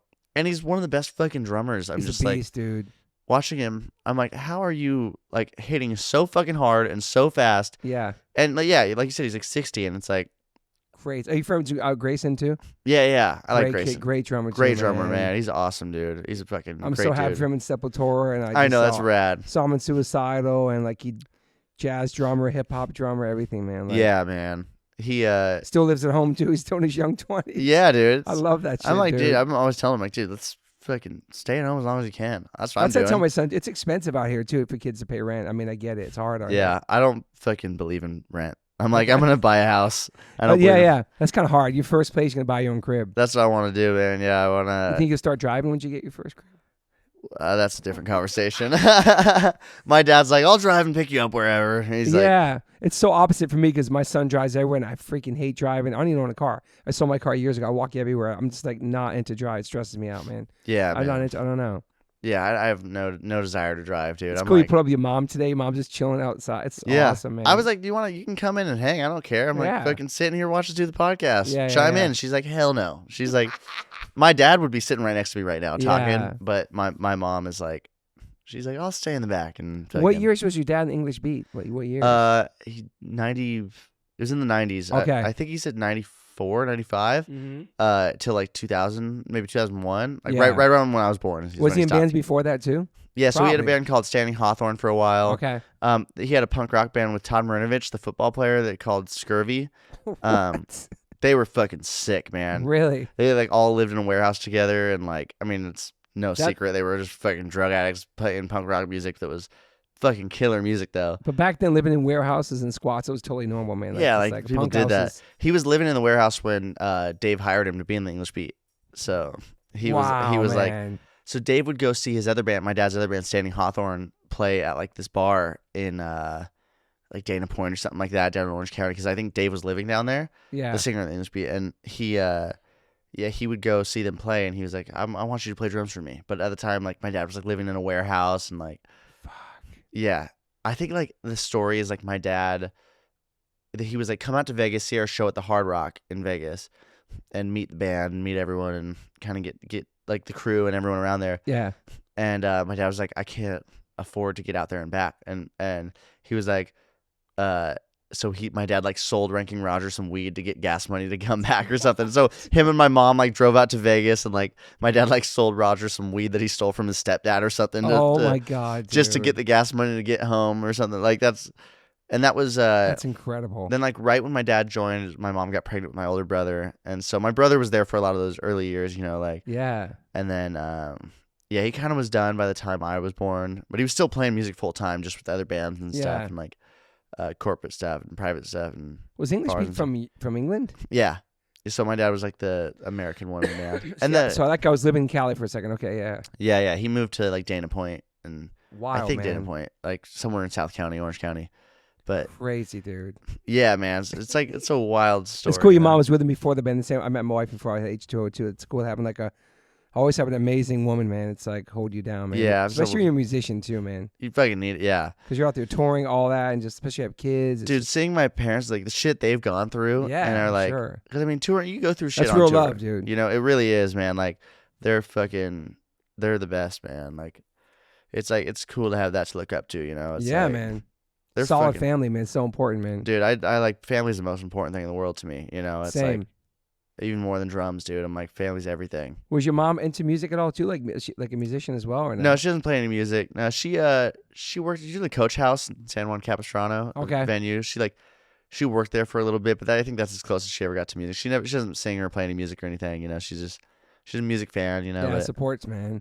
I think her and I actually listen to music the most, like the same. Like I don't sit there and like dissect music. Like my dad and brother will be like, man, listen to like the guitar on this, or like listen to how this does this. I'm like, dude, I listen like someone who knows nothing about music, which is hilarious because I play drums for a living. But I just like love listening to music. I'll just turn it on and be like stoked, sing along, sing the wrong words. Can you read music and stuff too? All that? Yeah. I had to when I was a kid because I did musical theater. Like I would play in like the orchestra when I was awesome. When I was like 11. I started doing that, and so like the music director for that, he worked at my church where I would play drums at, and he like taught me how to read music and stuff. And that's awesome. My neighbor kind of helped me learn as well because he went to Berkeley and stuff. And so I learned how to read music at a really young age. But it's funny though because I did that, and then I started like working professionally, and I was like, oh, I've never had to use it since. But it is nice knowing how, because I use it to write my own like little cheat sheet charts to learn songs, and I'll like use terms that you only know like in music, like reading music and stuff. And I don't know, just little things. Like it definitely helped a lot. Was there a point where you think your parents saw in you that you like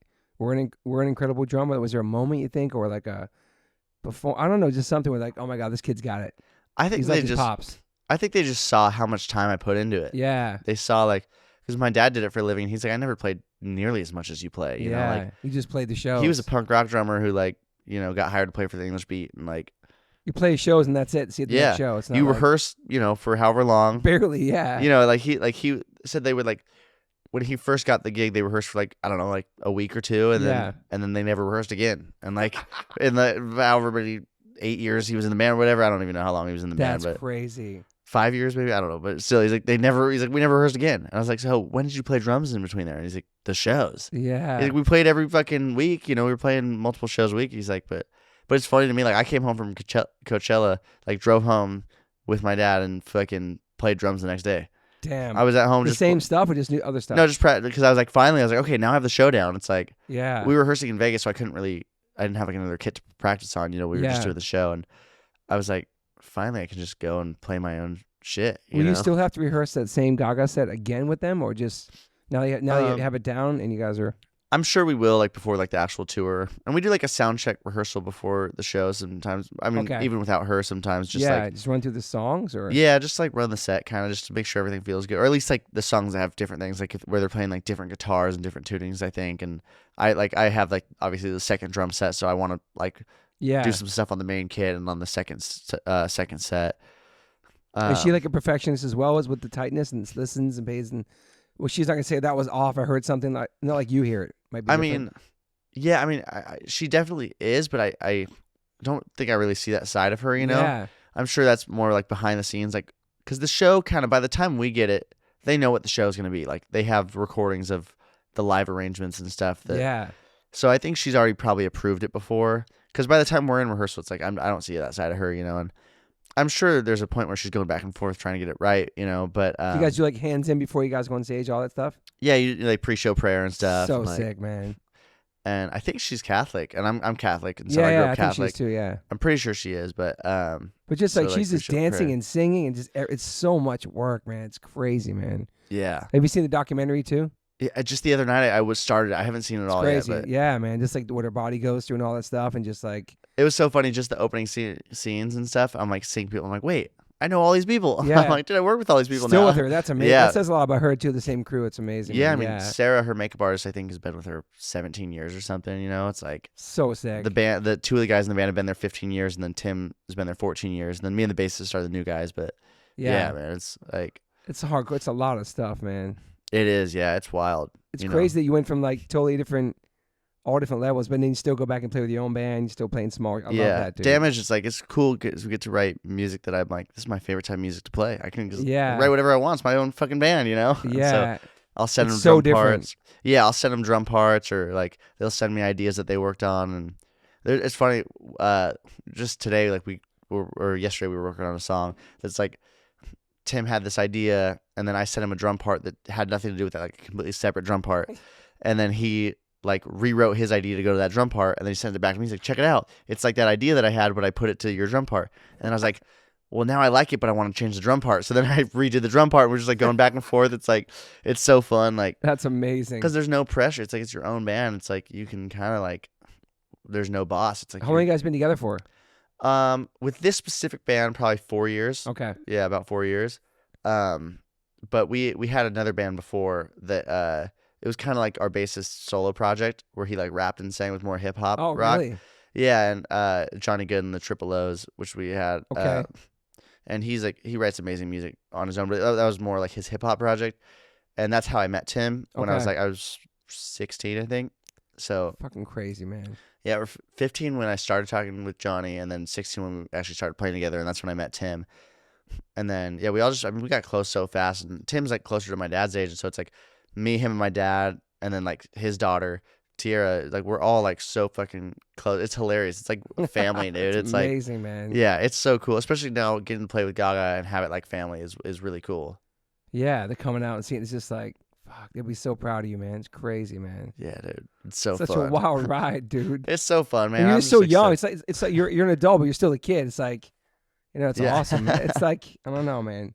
And you do what you love and you play. It's wild, man. Thanks, man. It's just I'm loving it, man. I'm stoked for you. It's cool because you come from such a grounded, awesome, like family foundation, man. You know what I mean? Totally, yeah. I think that's like so important though. Like it keeps you humble. It keeps you grounded. It's everything. Dude, it's like I come home and from tour, and it's like right back to like, take the fucking trash out. I'm like, yeah. Do the dishes, all that shit. Yeah, dude. It's like reality. Yeah. Come home and fucking, you know, sleep in my older brother's old bedroom and shit. You know, I'm like, so sick, dude. Yeah, that's what I do. You know, are there other members in the group that still live at home too? Or is it just you? Just me, yeah. Maybe some of the dancers. I don't know. I don't know all of them very well, but like the band. I mean, they're all way older than me though. They're all like 40s and 50s. You know. Yeah, it's so. Yeah. You could be older as your parents. It's crazy. Yeah. Man. Yeah. One of the members. Never mind. I won't say that. Okay. Someone's older than my dad. Oh, in the crew. Yeah. Yeah, so right before the podcast, he just got lasered too in the alley by Remover. He just got what's the tattoo he got lasered today? Yeah, I had my friend Tiara, Tim's daughter. We had a good night in New York, and she tattooed a penis on my leg, which I was not super. I woke up and I was like, that wasn't the best decision last night. That's one, yeah. And I was like, you know, it's not a lot of people see it, but I see it every day, and I'm like, man. I get in the shower and I'm like, God, that's so stupid, man. I don't want that. And like I have a lot of stupid tattoos, but I'm still proud of them. Like I love a lot of my stupid tattoos. That's the only one you want lasered. That's the main one. Yeah. Yeah, like I love a lot of my stupid tattoos. I mean, I have a QR code to the Wahoo's menu. That's incredible, man. Currently doesn't work because it bled, like the way it bled. I have to go get Matt Vaught, who does a lot of my tattoos. I have to go have him like fix it, touch it up because it bled too much. That's crazy, man. So I'm like, it currently doesn't work. Does Wahoo's know you have that? Yeah. Oh yeah, we did. I did it, and they filmed it, and we released it like a commercial for them. Yeah. With it. Yeah. So you're doing stuff with them. Yeah. Yeah, I mean, that's my favorite restaurant, dude. Like, I'm obsessed with Wahoo's. I've been going there my whole life. My parents had their first date there, or like one of their first dates. Yeah, your mom told me that. Yeah. One of their first dates there, and then I like growing up. It was like one of the first restaurants. I like pretty much. I never ate out growing up. My parents were like very like home cooked people. Like my mom was always kind of like a health nut when we were younger, like very home cooked meal all the time. But if we ever went out, it was to Wahoo's. That was like the only place I ever ate out Chipotle. at. Yeah, dude, I only ever ate out at Wahoo's, dude. It's like that's crazy. We used to eat there too. It's up the street, but it's no longer. We still love that spot too, man. Yeah, that's cool. So now they kind of sponsor you. Yeah, kind of. Yeah, So is it free food for life if you have it on your arm? I fucking wish, dude. It I don't better know. be too with a QR code. Should be, right? Yeah. They should be free food for life, dude. Yeah, dude. They hook it up a lot though. Yeah, I'm like, I take everyone out. So that's the only one you regret, pretty much. Just the penis tattoo is the only one I really regret. I have like so many stupid leg tattoos, but I'm like pretty much always in pants. Yeah. And I'm like, I don't know. I like them. You're gonna get covered with tattoos, probably. You're gonna keep going. Yeah, I'll just keep going. I never really thought like, oh yeah, I want to be covered in tattoos. Honestly, when I was younger, I didn't want tattoos. I always said I would just only have my legs done. Yeah. And then once I got tattooed, I was like, oh my god, I want everywhere. And your dad has a bunch too. Yeah, my dad has a bunch of tattoos, and Is he still getting tattooed?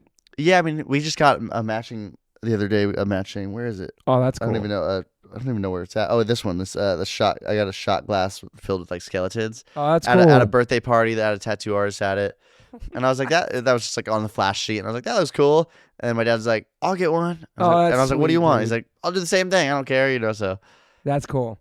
You guys are tight, man. You pops, man, huh? Yeah, the whole family, my siblings and I, my brother, I did a drum clinic tour. I did clinics and stuff in South America and Latin America in general. And I went to Mexico to do a couple clinics in December. And my brother and dad both came with me, which was super fun. It's amazing, man. We're out there and it's like.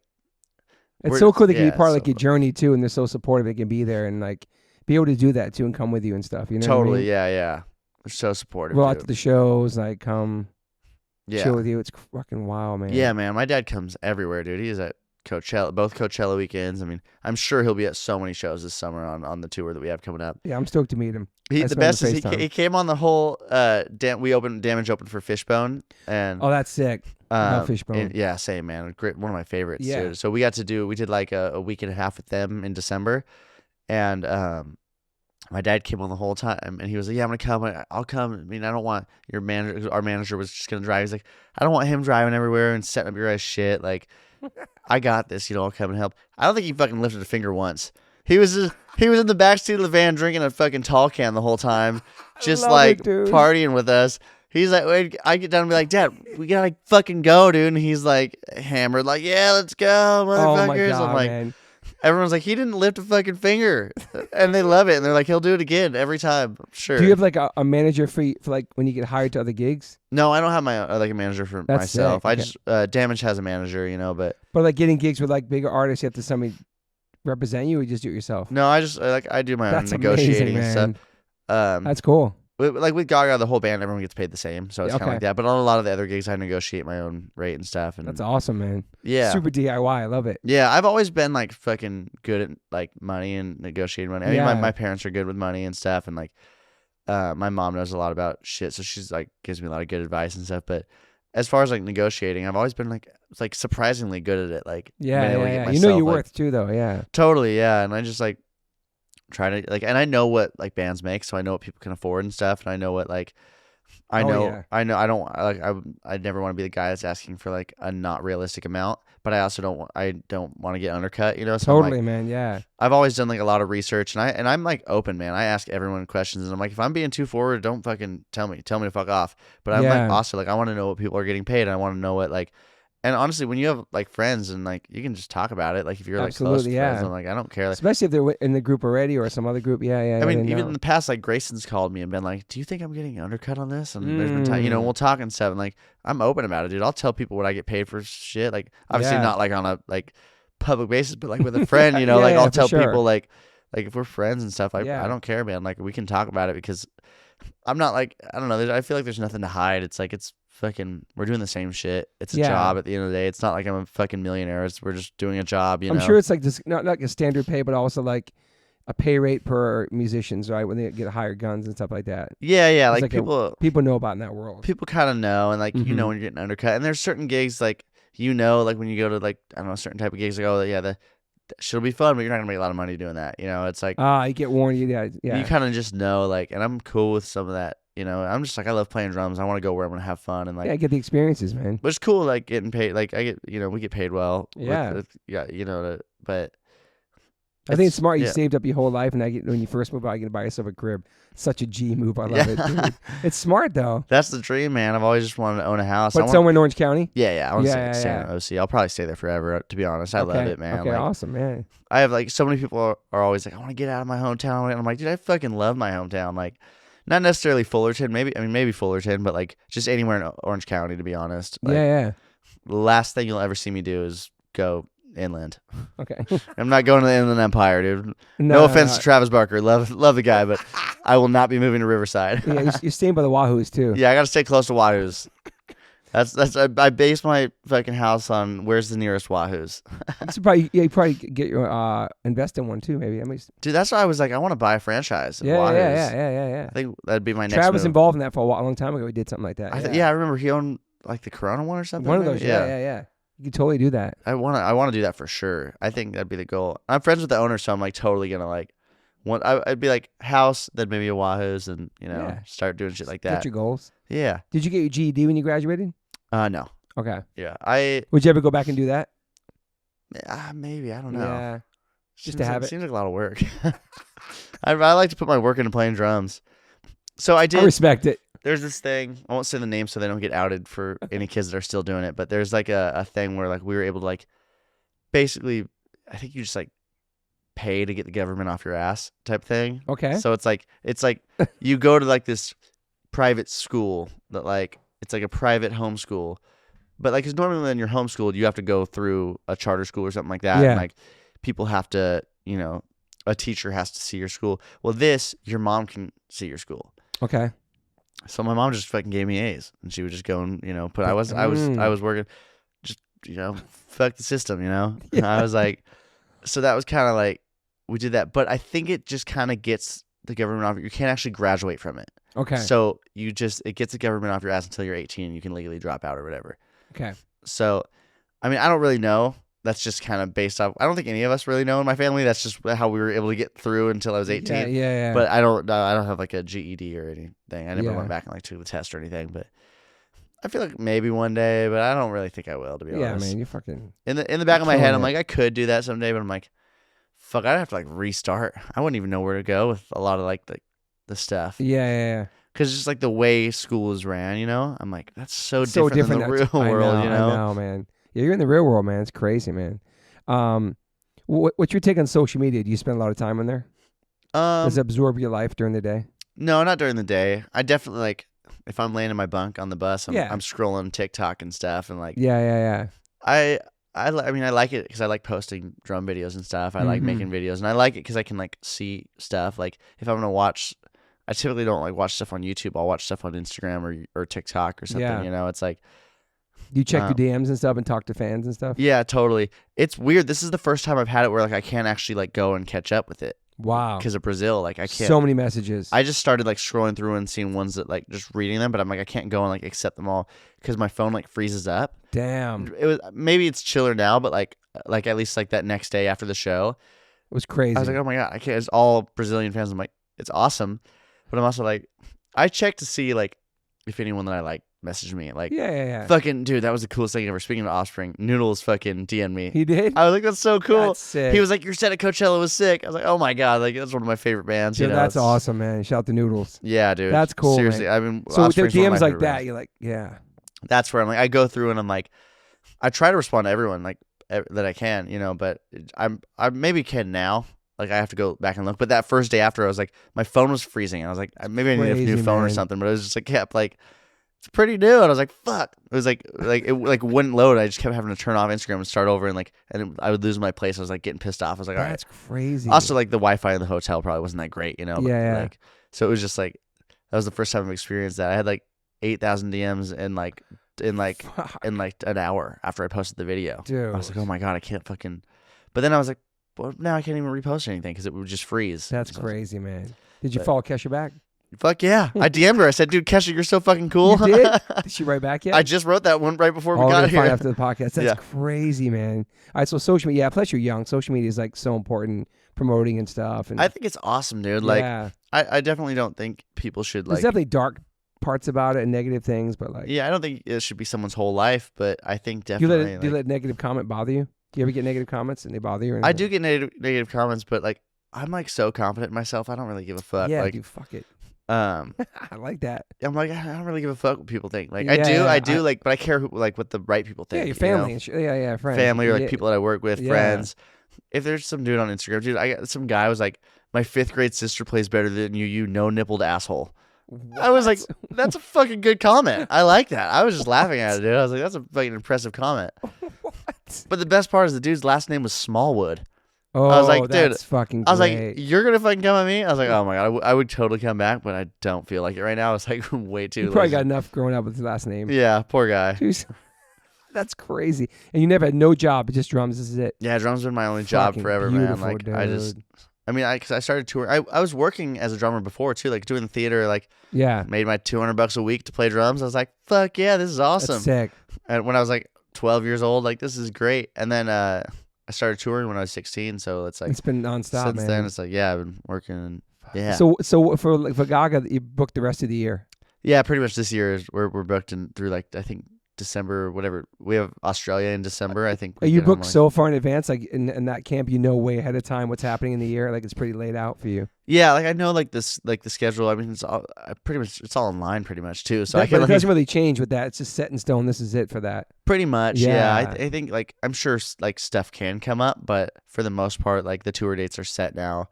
I think everything's announced. Like Yeah. to be honest, I like found out about a lot of it through announcements Wow. because I was just like so focused in getting ready for Coachella. Yeah. I was like, I didn't even know we had an LA show, and then Now we have a till I couple talked LA to you- shows. Yeah, Yeah, now we got like dude. 4 nights. I think it's Dude. 3 or 4 nights at the Forum. I'm like, And then what about travel? Like they travel, they book everything for you, all that stuff. You just like yeah. So there's like a just road gotta show up. manager who like there's like a tour manager who's like the main dude, and then there's a road manager who like she manages like the band and the dancers day to day and all that stuff. like Yeah. and so she like she'll text us 7-star flight and hotels and stuff and like Awesome, man. but yeah, it's like yeah, it's fucking it's cool. Crazy, dude. And But- if you want to bring your parents, do you have to tell them, or that's something they have to do themselves? If the parents want to pull up, that's something they have to book themselves. Yeah, and yeah. meet up So they with book them. My parents will book their own. Yeah. My dad will be like, "I'm coming here," and he'll show up, and It's so sick, dude. I then have to like. He tells me so fucking last minute too. I'll be like, "Fuck, hey, I need a pass for my dad." So good. The I'm best stoked is- to meet your dad. The best is we rehearsed at Coachella before the first weekend, like at the actual Coachella, Yeah. and we were like rehearsed pretty late, because so it's the first time setting up the stuff. Stuff was kind of going late, and so I get back late, and I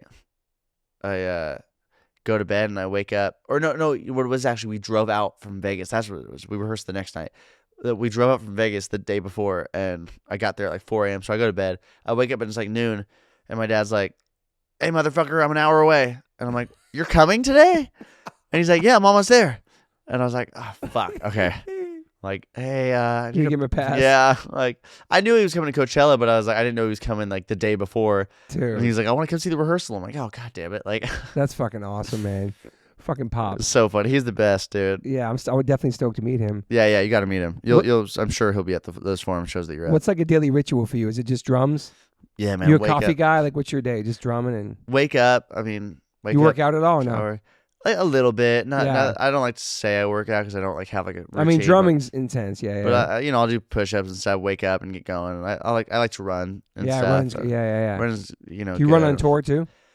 Not really on tour. I mostly Yeah. run when I'm at home. Okay. On tour, it's harder. Like I feel like I run at home because I know the path I take. Yeah. I run up to there's a school by my house. I run to the school. I run home. Running through random cities kind of weird. It's like Kind of hard. I'm like I don't want to like run and like Get lost. Just whatever. Wrong net. Whatever. keep track of where I'm at type thing. So I love getting out and exploring, but I don't really run on tour. But like when I run at home, it's like I do the same fucking path every day. Yeah. Like but yeah, basically I just pretty much get up and then start playing drums. I shower, get ready for my day. You drink coffee? No coffee. Damn. Just get ready for my day and then play drums, and then if a day that I don't have to do anything, yeah, just wake up, play drums, and then record as much as I can. I have like a warm up routine that I do on drums. That's cool. So that takes about an hour. So I do So that every day you're playing drums when you're home Yeah, I don't. or on like, tour. It's either yeah. Yeah, I mean the only days I've ever missed playing drums are travel days, Travel or, days, or yeah. if there's nowhere to play drums on tour. But like it's funny. I actually play drums less on tour than I do when I'm at home. It's like Oh wow. I'm gonna go home after this and go play drums. It's like All to nighttime and stuff. yeah, till I go whatever, to bed. I went amazing, to man. dinner last night and came back, played more drums, went to bed. I love it, man. I mean, Yeah. some of the best drummers. That's what they do, man. Yeah, it's the best. I just love playing drums, so I I'll know, do it man. forever, man. It's the best. I love that Travis still plays drums every single day, warms up every single night. I'll Yeah. go back. He's playing the whole entire set list backstage. Yeah. Like, he's like a machine to me. Like, and he's just always doing something, either producing or playing hip, whatever it's playing. Like, Yeah. I it's love really that. inspiring, man. So inspiring, dude. Because this is what you do. This is the one thing you love. This is what you do. And Absolutely. you want to be dude. the best at it, dude. Yeah. You know what I mean? Thanks, man. That's the. And you're still learning deal. every day. You know what I'm still you know what I'm saying? So it's like I was working on some weird like exercise that was fucking with my brain this morning. Like I was just like sitting there a drumming exercise. yeah, drumming exercise, like just fucking with my brain, like doing different time signatures on each hand or on each limb, and like just like tripping out my brain and stuff, just working on hard stuff, just because I You love. focus the best when you're playing drums, probably too, because you love it. That's the only time I focus. Because otherwise, I you think. probably don't really focus. Yeah. Dude, the worst, like having a conversation. My mom's like, "The fuck, dude? Are you even listening?" I'm like, "Sorry, I got distracted." You know, it's like, Think about some drum shit. yeah, literally, I'm constantly. I love that. I like counting threes when I walk too, which is like fucking Damn, terrifying, but yeah. that's crazy. I love doing like polyrhythms and weird shit. Like, yeah. You an optimist or pessimist? I think optimist. Yeah, you're super positive, bro. I think like I have like I never like I you think seem like a happy person. That you're a happy human. yeah, I think like we were talking about earlier, like I never see the bad and like I'm always like, Yeah. yeah, it's like Me too. And that's kind of a weakness of myself, but also Same, a good yeah. thing as well. I see the good in everybody, and like I want to think we live in like a beautiful, wonderful, peaceful world. All that stuff. I don't know. totally, yeah. I like to think that people are out for the best. Yeah. And everyone has good intentions. But you you're know, like- you're a happy person. Like you're happy. Obviously, you're happy in your life, where you're at, all that stuff. yeah, I am. I would say the only hard thing is like which is like I hate saying this because I really am living out my dream, is like never really being 100% satisfied.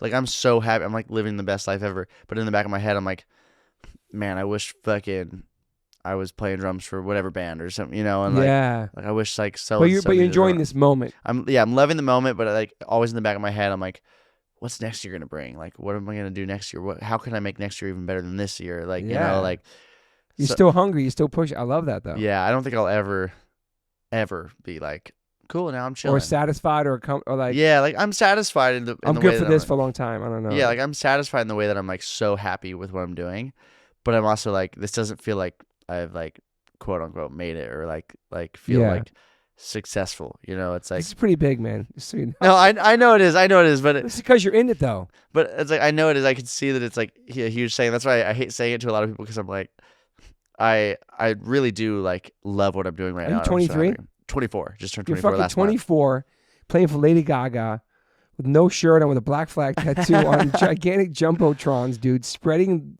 freaking. It's crazy, bro. It's just crazy to see that. I just love when there's people from our world in different worlds, because I love all types of music. I Yeah. love pop, hip hop, all that. Yeah. So when I found that out, I was like, dude, this is so fucking crazy, bro. It's just cool. I love that because you just love drums, man. It's like, Yeah. I mean, I'll play. I know what you're fucking saying. anything, You but- have such a long life to go. Like, you're only 24. It's like, who knows where you're going to be next year, obviously. But I like You can you can kind of control that. You can't kind of dwell upon it. But it seems like everything's happening with you. It's just happening so organically and perfect, and you can't force anything, and just what's going to happen is going to happen. Like, you're going to continue to become a great, amazing drummer that you already are, and get better and better, and more doors are going to open, more people are going to see you're a good kid, you're a good person. You know what I'm saying? And people love you as a person besides a drummer. That's why people want to fuck with you, and that's so important, your reputation. I think that you are on a crazy path, dude. Thank you, bro. And it's hard for you to see that and feel that because you're in it. But like, just going to that show, and I was like, yo, this is fucking crazy, bro.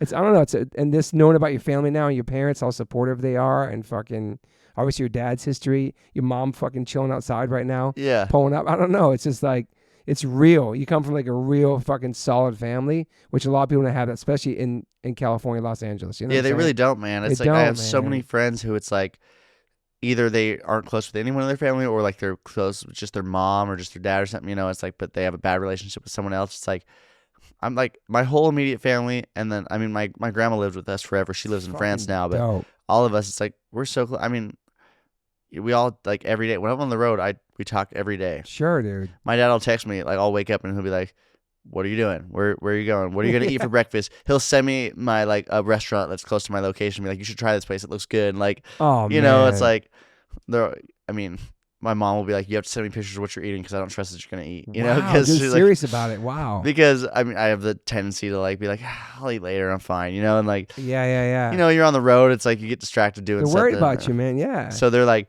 I send him pictures of what I'm eating every day, and That's like, you know, amazing, it's like we're all so close. And I mean, now with like the touring with Tim and stuff, it's like my dad and Tim. Yeah, we have a yeah. group chat called Stage Dads, because when me and Tierra went on tour together with Jaden, Dude, that's they were sick. they're like, we're gonna be the Stage Dads. We're gonna be at every fucking show, and so they came out a bunch and saw us play on that tour. I love that, dude. And we still like, dude, like that's, you know, every day. I feel like you're too young to have these with this question. So I always ask a question. You have any regrets in your life? I mean, not that I can think of. Yeah. You know, I mean, if I've ever like hurt anyone. Did you turn something down, a gig or anything ever, or no? Or no, not really. I mean, like I've turned gigs down, like big, like I've turned down a couple. I shouldn't have did that. No. Big gigs that I'm like that. At the time, I was like, man, I really want to do that, but I was like, I think I'm making the right decision. But it always turned out. I turned down a pretty big one for that Royal and the Serpent tour that I opened for Fall Out Boy on. Yeah.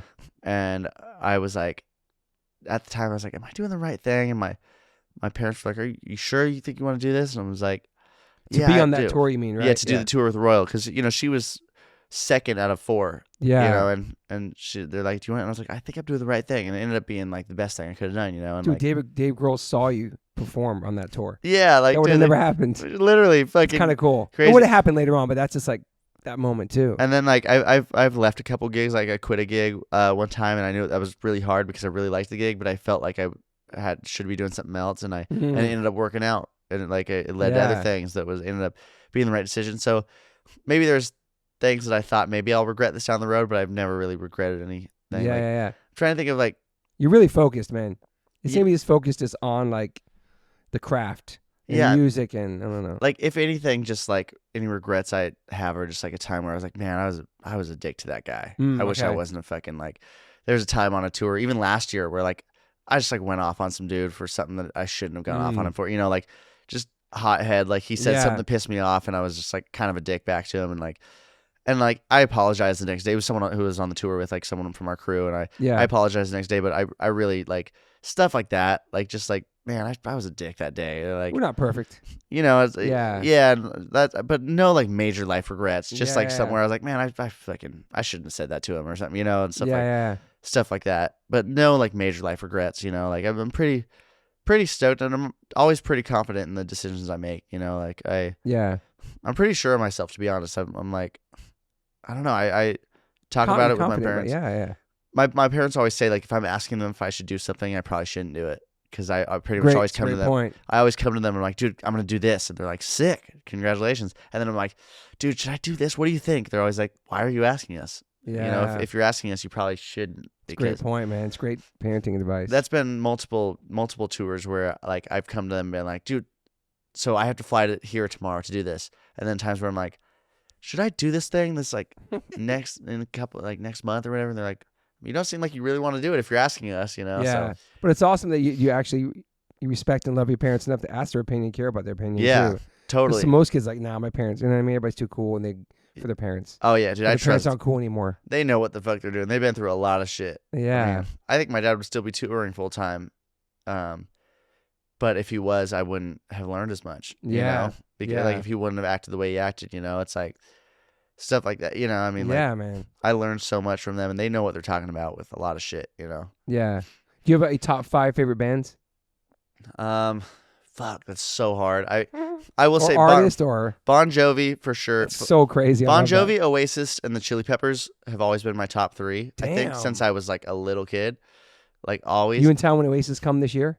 I'm not, man. Damn. So bummed. I'm trying to maybe on like an off night fly to see them in Chicago. I think Chicago it is. That's a sick top 3 though. It's pretty good. Yeah, that's all. It's since I was like 5. That's been. It's pretty random. I like that. I know, it's been my top 3 since I was like 5 years old, dude. Really? Yeah, I've always loved those bands. Damn. I remember like you a big hip hop head too, or no? Yeah, huge. Like the first album I learned how to play drums to was Doggy Style, Snoop Dogg. Wow, that's cool. Yeah, because my dad, like coming out of the English beat, was like, I don't want to play rock music. I don't want to play, like, you got to be well versed, you know. Because he came into that as a punk rock drummer, and then never felt like he progressed because he was only playing English beat songs. He learned how to play those songs, and like that was it. And then so he was like, you gotta, you know, if you want, you gotta play everything, you know, try this, and always like super supportive of like, you're playing like, that sounds killer, man. What if you tried that with your left hand and stuff? So he would be like, I'd be like playing along to like fucking Snoop, Ice Cube was a big one.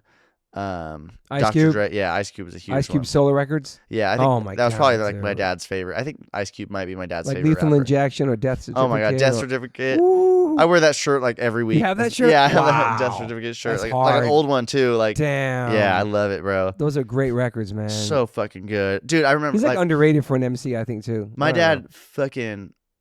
I had a so we he had a like a R&B band called Deepwater Okay. when I was growing up, and they would play "Miss You" by Rolling Stones, and in it he would sing "Nappy Dugout."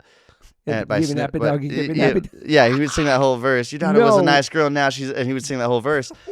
Well, so then That's sick. fast forward to last year on Jaden's headline tour, he was like, I want to cover "Miss You" by the Rolling Stones. I was like, sick. So my dad would get up and play it, and then I was like in Dublin. I was like, oh fuck, I have a mic, and so I ran up and I moved the mic because I was like, if he starts singing fucking "Nappy Dugout" in front of these fans, they're gonna be mortified. So I'm like, I have a mic on stage with Jaden, and I'm fucking. I don't really use it, but it's there, you know, if I ever want to say something. And in my head, I'm like, he's gonna look at that mic and start singing "Nappy Dugout," Dude. and so I fucking sprinted to the stage and like, cause my dad will always get up and play songs like with Jaden, or when I was playing for the Kid Leroy, he got up and played with That's him. sick. And you know, I used to sit at my dad's shows all the time. I would like he would be playing and wherever, and I would be like, yeah, I want to play. So now he does it with me. Dude. But yeah, I mean, That's so cool. Ice Cube, man. yeah. Damn, So I dude. love Ice Cube though, man. I'd love Bro. to do one of those. Getting to play for Young Thug was cool because I finally got to play some hip hop. Yeah, and stuff. yeah. And, like, I love all that But stuff. play with Ice Cube would be pretty fucking amazing. Oh my God. Full circle with He your needs family. he needs a drummer, bro. He needs a live drummer. Dude. That'd be sick. Yeah, does he have a live drummer? I don't even know. I think when he he just has a tours. DJ. I think He's touring soon or something, I heard too. Yeah, I heard he's gonna do His some new shows. record is not that. It's pretty good, man. I heard the new record. It's pretty good, I man. haven't even heard it. Is it? Yeah, it came out recently. Oh God, I gotta check that out. But those like America's Most Wanted, Lethal Injection. Oh my God, yeah, What's the other one? Death Certificate, Predator. yeah. Dude, Oh incredible my God. albums, Hood man. Mentality, dude. That Oh, yeah, song yeah. fucking rips. So you possibly a lot of hip hop too in the house. Yeah, That's a lot of cool. hip hop. But as far as like other bands though, I mean, it's so hard. Like I could go on and on. Like Pennywise is a huge one. Offspring, obviously. That's great. A Perfect Circle's up there for me. Mm. I love Limp Bizkit. Fucking. He's the old drummer too. Yeah. Yeah. Foo Fighters. Oh my God. Like I could literally go You on. got good diverse ones though. Yeah. Queens of the Stone Age, Incubus. A lot of those. I mean, like I'm probably forgetting like my favorite bands right now too. Like It's all right. I have so many. But like, Snoop, Ice Cube, yeah, Dre, Snoop all the Dogg, West Dre. Coast shit. And then as far as like artists, like a huge Lenny Kravitz fan, huge Alicia Keys fan. I love Alicia Keys, dude. dude, She's amazing. I got to meet her. I was rehearsing at Center Staging with Oh. I think I was rehearsing with Troye Sivan, and She was there? and she was Damn, rehearsing in the bro. room down like nearby, and I was walking. They have a cafe in there. I was walking to get a breakfast burrito, and she was walking in at the same time with like her security, and I was like, and I know her keyboardist, and he was walking with her. And I was like, I had to say something. I was like, "What's up, man?" Like said something to this guy who was playing keyboards for her, and I was like, hey, I just want to say, like, when I was 10, you were my dream gig, and I'm obsessed with your music. You know, I said Oh, something like, that's so sweet. and she was like, so I'm not your dream gig anymore. And I was like, oh, Oh. fuck. I was like, I didn't mean it like that. She was like, I'm just fucking with you. She was Dude. so cool. Dude, I'd love to meet Her- her, man. Yeah, dude. Erica Badu is another big one. Party was great. Love her. Alicia Yeah, I Keys just is so love- sick, dude. Man, I love so much. Who'd you say different before music. Alicia Keys? Lenny Kravitz? Yeah, dude. Let Love Rule. Those records back then, incredible, man. Dude, yeah. Played all the instruments on those albums. So I know. talented. He's an bro. amazing drummer, dude. He is, dude. He Yeah. is. That's cool. Yeah. He's such a like diverse palette of music. I love that, man. Yeah, I literally listen to everything. Huge, like, all of Marley. All of Oh, yeah, Marley. yeah, Bob yeah. Marley and all his kids. Like, the huge Ziggy's Damian records. Marley. Ooh. Yeah, Ziggy, Damien, like, Conscious uh, Party people. Oh my god. yeah. dude. I did a festival and Skip Marley was there. That was pretty cool. I got to meet him. He was cool. See, Like, so many kids, man. so many Marleys. Kids, grandkids. I think Bardot has a kid with his Marley too. yeah. yeah. Or no, Lauryn Hill does. Lauryn Hill does, Lauryn yeah. Hill does, yeah. She's sick too. Yeah, I love Lauryn Hill. Damn. The only thing that sucks about Lauryn Hill is she has one album, so she always wants to make it. education. She wants to make it new, and I love that album. She changes it up. And when so I she went to go plays see it, and I was live. like, it doesn't sound like the record. It's I good. know. It's good, but I wanted to hear like the same drum beats from the I fucking know. album and stuff. She does change it up a lot. Her drummer Spanky is incredible, and he was the first Lady Gaga drummer years Really? ago. Yeah, years ago, like 15 years wow. ago, he was her drummer. Which I now would put it he's- on the atmosphere that one day you're gonna play with Ice Cube. That's like my goal Bro, for you right now, dude. I would love that. I mean, there's so many like Pearl Jam's another big one. All Great those one. '90s bands that I love. Yeah. I mean, like Soundgarden, yeah, Soundgarden. Fuck, I could just go on. Stone Temple Pilots, Yeah, I love Stone Temple Pilots. Alice in Chains. Yeah, all that shit, man. I'm trying to even. There's some great shit. So what much. was it? Mudhoney, Soundgarden. Yeah. Temple of the Dog. Temple of the Dude. That's some Hunger good Strike. shit. Woo! Yeah. Oh my god. Such a banger, dude. There's there's so many fucking. No, it's cool. good Yeah, I can bands. tell you. I would say like everything. 80s and 90s rock is Yeah. probably like my top favorite like of those bands. I get like obsessed with bands, man. If I like a band, I look everything up about them. Yeah, I like that. Deep dive everything. Yeah, deep dive everything. You know, it's like seeing like Pennywise. Like I remember I got to meet those dudes in Australia. I was just with Royal and the Serpent. We were doing a festival tour over there, and they were those were like the fucking coolest dudes ever. And just like being like I watched that, you know, the F Word documentary when I was like a kid. I watched Great that. doc, yeah, man. And then F-word. yeah, and then like I fucking. Yeah, I mean, like I just Fletcher, meeting man. him and getting to like tell him about it. When I had the fuck tattoo, Fletcher like walked up and showed me his fuck tattoo. Oh like, yeah, bro. you know, it's so rad. His back says "fuck off" or something like that too. Does yeah. it? Oh, that's so I saw him sick. on the podcast recently. Yeah, he got all the stem cell stuff done because he has all these problems from playing. And Yeah. hurting himself. I remember that tour he had back problems, so they had another guy playing guitar with him as well. So they were doing Jeez. double guitar. There's two He guitars. just got stem cell, all the stuff done in Mexico or something. Oh, sick, Crazy, man. That's yeah, really yeah. cool. Yeah, they're a fucking great band, man. I love. Great band, them. dude. Yeah, it was like them. I mean, I think I already said Offspring a bunch, but Yeah. No effects. No Rancid. Effects. Yeah, Rancid's a huge one, man. Yeah. Rance, Operation Ivy, all that. You like the stuff. Transplants? Remember them? Yeah, Transplants were sick, I dude. know, man. That was a sick. I wish band. they would do another record. I know. I feel like Maybe they someday. will. I think so too. I feel like they will. Yeah. I mean, I feel like every time I hear everyone being like, they talk about it every time Tim and Travis Yeah, are together. They talk I about it, know. like say they'd be like, we got to do that someday, you know? Like, It's just something scheduling. Who fucking knows? I mean, they're Maybe. fucking both pretty busy. I get. I You know. know? Tim produces a lot of bands. Man, it's a cool studio too. Yeah, I know. I want to get Damage over there. Check that You out. should. The Boathouse. It's Yeah, cool. I would love to check It's that like out. a legendary spot. Definitely. So what's Damage got coming for them? So we got a bunch of songs that we're working on right now. We got some shows we're about to announce coming up. Alongside the Gaga tour. So it's on some of the off nights. We're booking a bunch of shows around those. Oh, that's cool, which man. will be fun. Yeah, since we're together, we were like, let's do it. Oh, that's awesome, dude. Yeah. I was like, let's find bands that are popping in these cities, but don't tour really. And like 6 Seattle bands, a band Bexley, who I actually used to play in when I was younger. Damn. They're a 6 Seattle band, and so we're gonna be announcing a show with them soon. And then I think we're trying to do some shit in like It's called Bexley? Chicago. Yeah, Like, Bexley. right there, yeah, Bexley. Oh yeah. That's funny. Yeah, I had I played. I like kind of started that band with them when I was a teenager, and then I just got really busy, and then they moved to Seattle. It's a husband and a wife, Oh, that's cool. and so yeah, we're gonna do a show with them in Seattle, and then we have a bunch of music we're working on. We're working with Kevin Thrasher. Okay. He's producing a lot of our stuff right now. So we're going back into the studio. We've been writing a ton, shooting a ton. It's cool, man. Stuff, just trying to get everything ready. This new music is very different than, not very different, but it's a little more like leaning into like a little more pop, like Clash vibes, That's great, like man. a little more That's great. 70s, like sing along punk type rather Yeah, than just yeah. like fast thrashy. Yeah, more melodic shit. and stuff. Melodies, Yeah, a little more, yeah, like catchy choruses and stuff. More and dancey, maybe. Yeah. Totally, like that's because Clash is the best, dude. I love the Clash, dude. Dude, I'm like, you know who? one of the greatest, man. You know who can sing that shit really well? Louis Capaldi.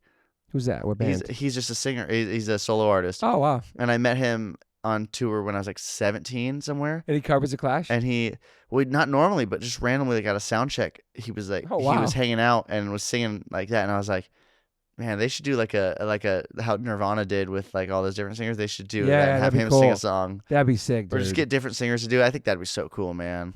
That would be cool. It'd be kind of crazy to see Nirvana come back with a different singer. Yeah. I don't know. think they should do a tour. I think No, they no, should no. do. I think they should just keep doing I what do they're like doing. Emily in Lincoln Park. I think she's killing it, man. Oh my God, that's the best thing Dude. ever. I love It's like amazing, man. that's one of the best singer covering for a passed away singer ever. I agree, man. Really That- amazing. I'm a big Sublime fan. Okay, As yeah. well, that's another one of the Yeah, top his son ones. was singing in that band, right? His son came up and sang. Now his son is singing in it, but it was Rome for a while when they were doing Sublime with Okay, Rome. yeah, yeah. And I actually really liked that. I thought that was Yeah. really cool, but I think it's cool that his son is doing it now. Dude. I'm like, that's even cooler, dude. It's so perfect, man. But I'm a Sublime with Rome fan too, though. I loved all those songs they made, man. I said, Yeah. I mean, like I'm telling you, there's not a band. You can't give me one band or artist that I can't find at least one song I like from. yeah. Even like I have a least favorite band that I won't say out loud, Okay. but I fucking hate this one band Okay. like so much. and they're still one of their songs that I bump all the time. I'm like, I love it. Yeah. But just the rest of their songs, I'm like, God, it's so annoying, dude. Like, Yeah. but for the like, I can pretty much find at least one song, if not a bunch of songs I like from any band or artist. Like, I'm sure I left out so many of my favorites, you know, but I like literally like I love so much music. It was amazing when Weezer's a huge one. Weezer, yeah. Green Day. Green Day. Yeah. Fuck, it was amazing when the drummer from Foo Fighters' son, who passed away, his son came up and played the set. Yeah. That was incredible. He killed it too, man. You remember that? Totally. Yeah. I was at the Forum one. Oh, you were? Yeah. Wow, man. I thought for a second he was going to be the new drummer. I was like, I kind of like thought they were going to for sure. I kind of wish they would have. I thought that would have been badass. It was such an emotional watching that, man. I know, totally. Son, it was beautiful, man. And I mean, they got fucking best drummer in the world. They got Josh Freese. So Shout out to Josh Freese, man. Yeah, one of the best. Oh my God, like, play with Sting, play with everybody, bro. It's incredible. Yeah, Devo. Fuck. Oh my God, Paul Westerberg. Replacements. I love the replacements. Tool. I think you played with maybe. I don't know. No. Perfect Circle. Perfect Circle. Yeah. Yeah, Freeze is a G, man. Humble, sweet human, dude. Really good, dude. And his brother, too, Jason. His brother's awesome, man. Came from the Vandals, came from punk rock. Totally, yeah. That's wild, just awesome, man. Bro. Fuck. I love that, man. I love all music, dude. I just love playing music, and like my goal would be to join an older band. Yeah. It's like, let's just like say the drummer, like I don't want to see the drummer leave like you were saying, but like. Sometimes older drummers run their course playing live. It happened to my drummer. He had shoulder issues. Just ran his course playing 30 years in the band, and just now he does other great things with drums. But live, it wasn't working out anymore. And our son came in and brought like new energy, and that just that's happens so sometimes. sick. Yeah, getting to play with your son. I know, it's pretty cool. I'm very lucky, man. Yeah, I have to have you the next time we play out here. I'd love to. If you're around, man. Yeah, let's do. We'll do a show together sometime. Dude, do a fucking Damnage open for you. Oh yeah, that'd be sick. Fuck. Dude, I actually want Max to sub for me on a I know. You told me about that. He's down. That one guy. I don't know you guys talking about. Yeah, I actually probably shouldn't say that, but yeah, there's some shows I can't do later this year, and I want him to fucking. That'd be awesome. That'd be great for him. I appreciate you reaching out to him. That was really nice. He's a fucking great drummer, dude. I'm like fucking badass. He's always in the garage smashing shit. I love it, dude.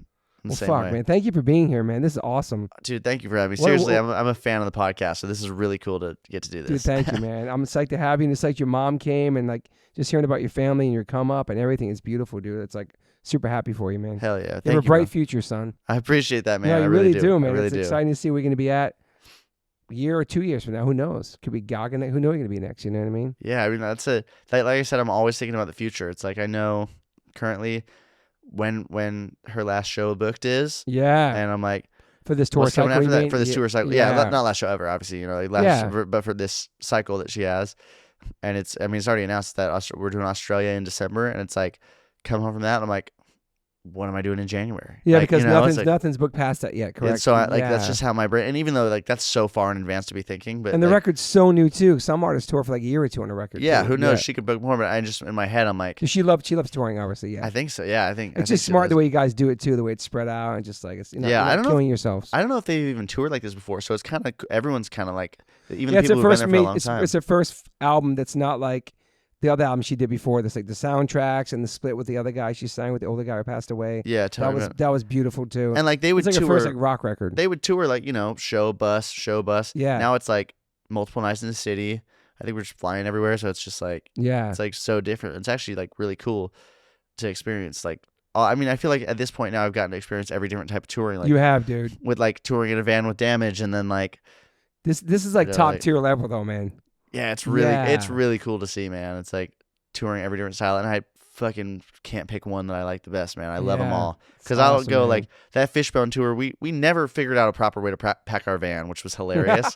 We never once like fucking with the zero help from my dad, like fucking could not. We're like, and there's just a bunch of idiots trying to like fuck it. We're just throwing it because we're so used to like. Now all of us playing for all these other people, it's like we have techs packing our shit. We have dude. It goes on a semi. We don't see it until the next show. Dude. Now it's like we're like putting snare cases on our laps and shit. Like what's happening? Because you basically walk off stage with your leave your sticks or walk off, whatever. That's it. I walk up, hand my in-ear pack to my drum tech Fion, and you're done. You're chilling till the next day. Yeah, wild. Then you're back in the van driving. I love that too, man. Yeah, and we'll do that forever, man. We're trying to get some shows, even on the downtime that we have with Damage. That's and cool. I'm like, we'll fucking do it the same way. I don't give a fuck. I'll do that forever, dude. Like, yeah, I just love playing shows and touring, and I think it's great, man. And it's cool being around people that are like that too, because like my dad and Tim, and Johnny, and he's also in Damage, and we're all 13 years apart in Damnage. So Johnny's Okay. 13 years older than me, and Tim's 13 years older than him. Okay. And all of us love it just as much. You know, it's Yeah, like yeah. there's no, and it's like cool because I always hear people being like, "Oh, well, you'll get older and you'll see," and I'm like, but I have like so many inspirations that are older and still fucking love Killing it it, dude. and love it the same amount as they did when they were younger, Yeah, if not man. more. You know, it's like It's something inside of us, man. It's something that's like a spirit that keeps us young. It's something that keeps us, I don't know. It's just I mean, like, you guys love touring, We right? love you it, know, dude, It's yeah. like the best. 30 years in this band. It's crazy, Fucking bro. rad, dude. Before my son was even born. It's wild, bro. That's so cool. And now he's in the band. That's I know. fucking cool, It's dude. pretty awesome, man. Well, fuck, man. Tosh, thank you for being here. Thank you for sharing your story. And I'm stoked we did this. And psyched to see you play this summer. Thanks, really man. stoked for that. Yeah, it's crazy, man. What a crazy journey, man. And you're just getting started. You're like I said, you're young, but you're not young. You know what I'm saying? Like you've done a lot already. Thank so you, much bro. before even. Fuck, it's crazy, bro. I really appreciate that, man. Thank you. man. This is awesome, man. And I'm glad we connected finally, dude. This is awesome, man. I know. I'm stoked. That was really cool. And fucking and getting to meet Derek with you too. Yeah, That was sick. dude. That was cool at Coachella. Shout out to Derek Green. Yeah, legend. Well, let's go hang with your mom now and see what's going on in the alley. Let's do it. We can take some photos. But yeah, thanks to all the listeners. And you can check out his Instagram. Go check his DMs. Check his tour dates. All the stuff he has going on, man. Hell yeah. Thank you, bro. Thank you, Peter Tosh. Peace. Bye. Gotta give a big shout out to Liquid Death. I've been in a band called H2O for 30 years. And my first real job with a company is a water brand. Go figure. Love you, Liquid Death. Love the people. Love the brand, love the concept, love what they give back, love the community, love what they do for the environment. You can go liquiddeath.com/OLLC and get free shipping on any of their merchandise that they make. They have such incredible collabs. Also, if you want to hear the story of the CEO, my good friend Mike Cesario, on the podcast, you can go to episode 115, part 1. And then 2 years later, we dropped a part 2, which is episode 275 with the CEO, Mike Cesario. Just a man from Delaware with a dream, worked at a marketing company and made this become a reality. Liquid Death is an incredible company, incredible water, incredible people. And I'm super, super honored to be part of them. They sponsor my life. They sponsor everything, my family. So go liquiddeath.com/OLLC and get free shipping on anything you want to buy on that site. If you want to get water, it's exclusively on Amazon.com. Murder your thirst, y'all. I always ask my guests if they have any regrets. I personally don't have any regrets. Even when it comes to my tattoos, I have the silliest tattoos. Even my ET on my leg, it's still a childhood memory for me, and I love it. I've had tattoos on top of tattoos strictly because I wanted more tattoos. I started getting tattoos when I was 18. I'm 52 now, and I can't stop. I've had laser treatment before on something on my arm. It's 4 tattoos on top of each other. And that experience at that place was pretty fast. It was pretty cold. It was in and out, swipe the credit card. Don't really tell me much. Didn't give me much details or anything was going to happen. So I never went back. So as of most recently, I'm so lucky enough to have had 2 sessions at Removery Tattoo Removal.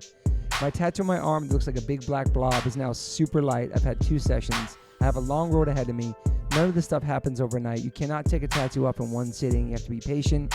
And it's painful. They ice you up. It's super fast. To me, it felt like a bunch of rubber bands. But what's more painful than that is looking at something on your body that you think you're stuck with for the rest of your life. That sucks. But now for me, I'm really happy I started this journey. I'm slowly going to get this tattoo removed. I never thought in a million years I have any kind of real estate on my arm. I don't even know what I want, but it's exciting. I'm so honored to announce that One Life, One Chance podcast is now with Removery. Call 866-934-4570 or go to removery.com. Use TobyH2O and get $100 off your first session. One of the most experienced tattoo removal companies in the world. Removery has 155 locations and 1.8 million treatments. US, Canada, and Australia. State-of-the-art peak-away laser technology, cryo-technology to reduce any discomfort. This is so exciting for me because all I do in these podcasts is talk about tattoos. From day one, if you've been listening to this podcast, talk about tattoos, talk about getting removed, talk about getting covered up. So this is such a perfect fit for me. Definitely check out One Life, One Chance podcast, episode 281. I have Carmen Brody, Mike McTurnan, and Dustin Ortle from Removery. And this is over a 2-hour conversation. People had submitted questions. It's an incredible conversation breaking down the do's, the don'ts, the fears, process, the results, everything you could imagine about getting a tattoo removed. It's all in this podcast. It's an incredible episode. I appreciate them all coming out for it. So check that out if you want to learn more about Removery and what it's like to get a tattoo removed. Once again, go to Removery.com or call 866-934-4570. Use my code TobyH20 and get $100 off. These guys are located everywhere. Try it out. I have a lot of friends who are sober, a lot of friends who are straight edge, a lot of my friends who are going through it. I know struggling with substance abuse and alcoholism can be really, really hard, especially knowing who to turn to. It can be really, really daunting. I'm here to say that a good friend of mine and his friend started this incredible treatment center called Refine Recovery. They gave me a phone number, 855-516-3332. You can text, you can call them. It's totally confidential. It's safe. There'll be somebody on the other line to help you out, a compassionate human being to talk to. They help you navigate the process, the insurance treatments. They accept most of private insurances. You can go refinerecovery.com, Refine Recovery Instagram. I know it's hard, but reach out to somebody, man. People care about you. People love you. People want you to be here for a long time. People love you in their lives. If you're going through it, make this phone call. It's totally private. I know people DM me all the time about going through it and going through sobriety and trying to get straight and trying to take care of themselves, and the struggle is totally real. And Refine Recovery is the definitely move. Reach out to them, 855-516-3332, or text them, 855-516-3332. You can call or text this number anytime, 855-516-3332. You know the drill. This number is here for you to call.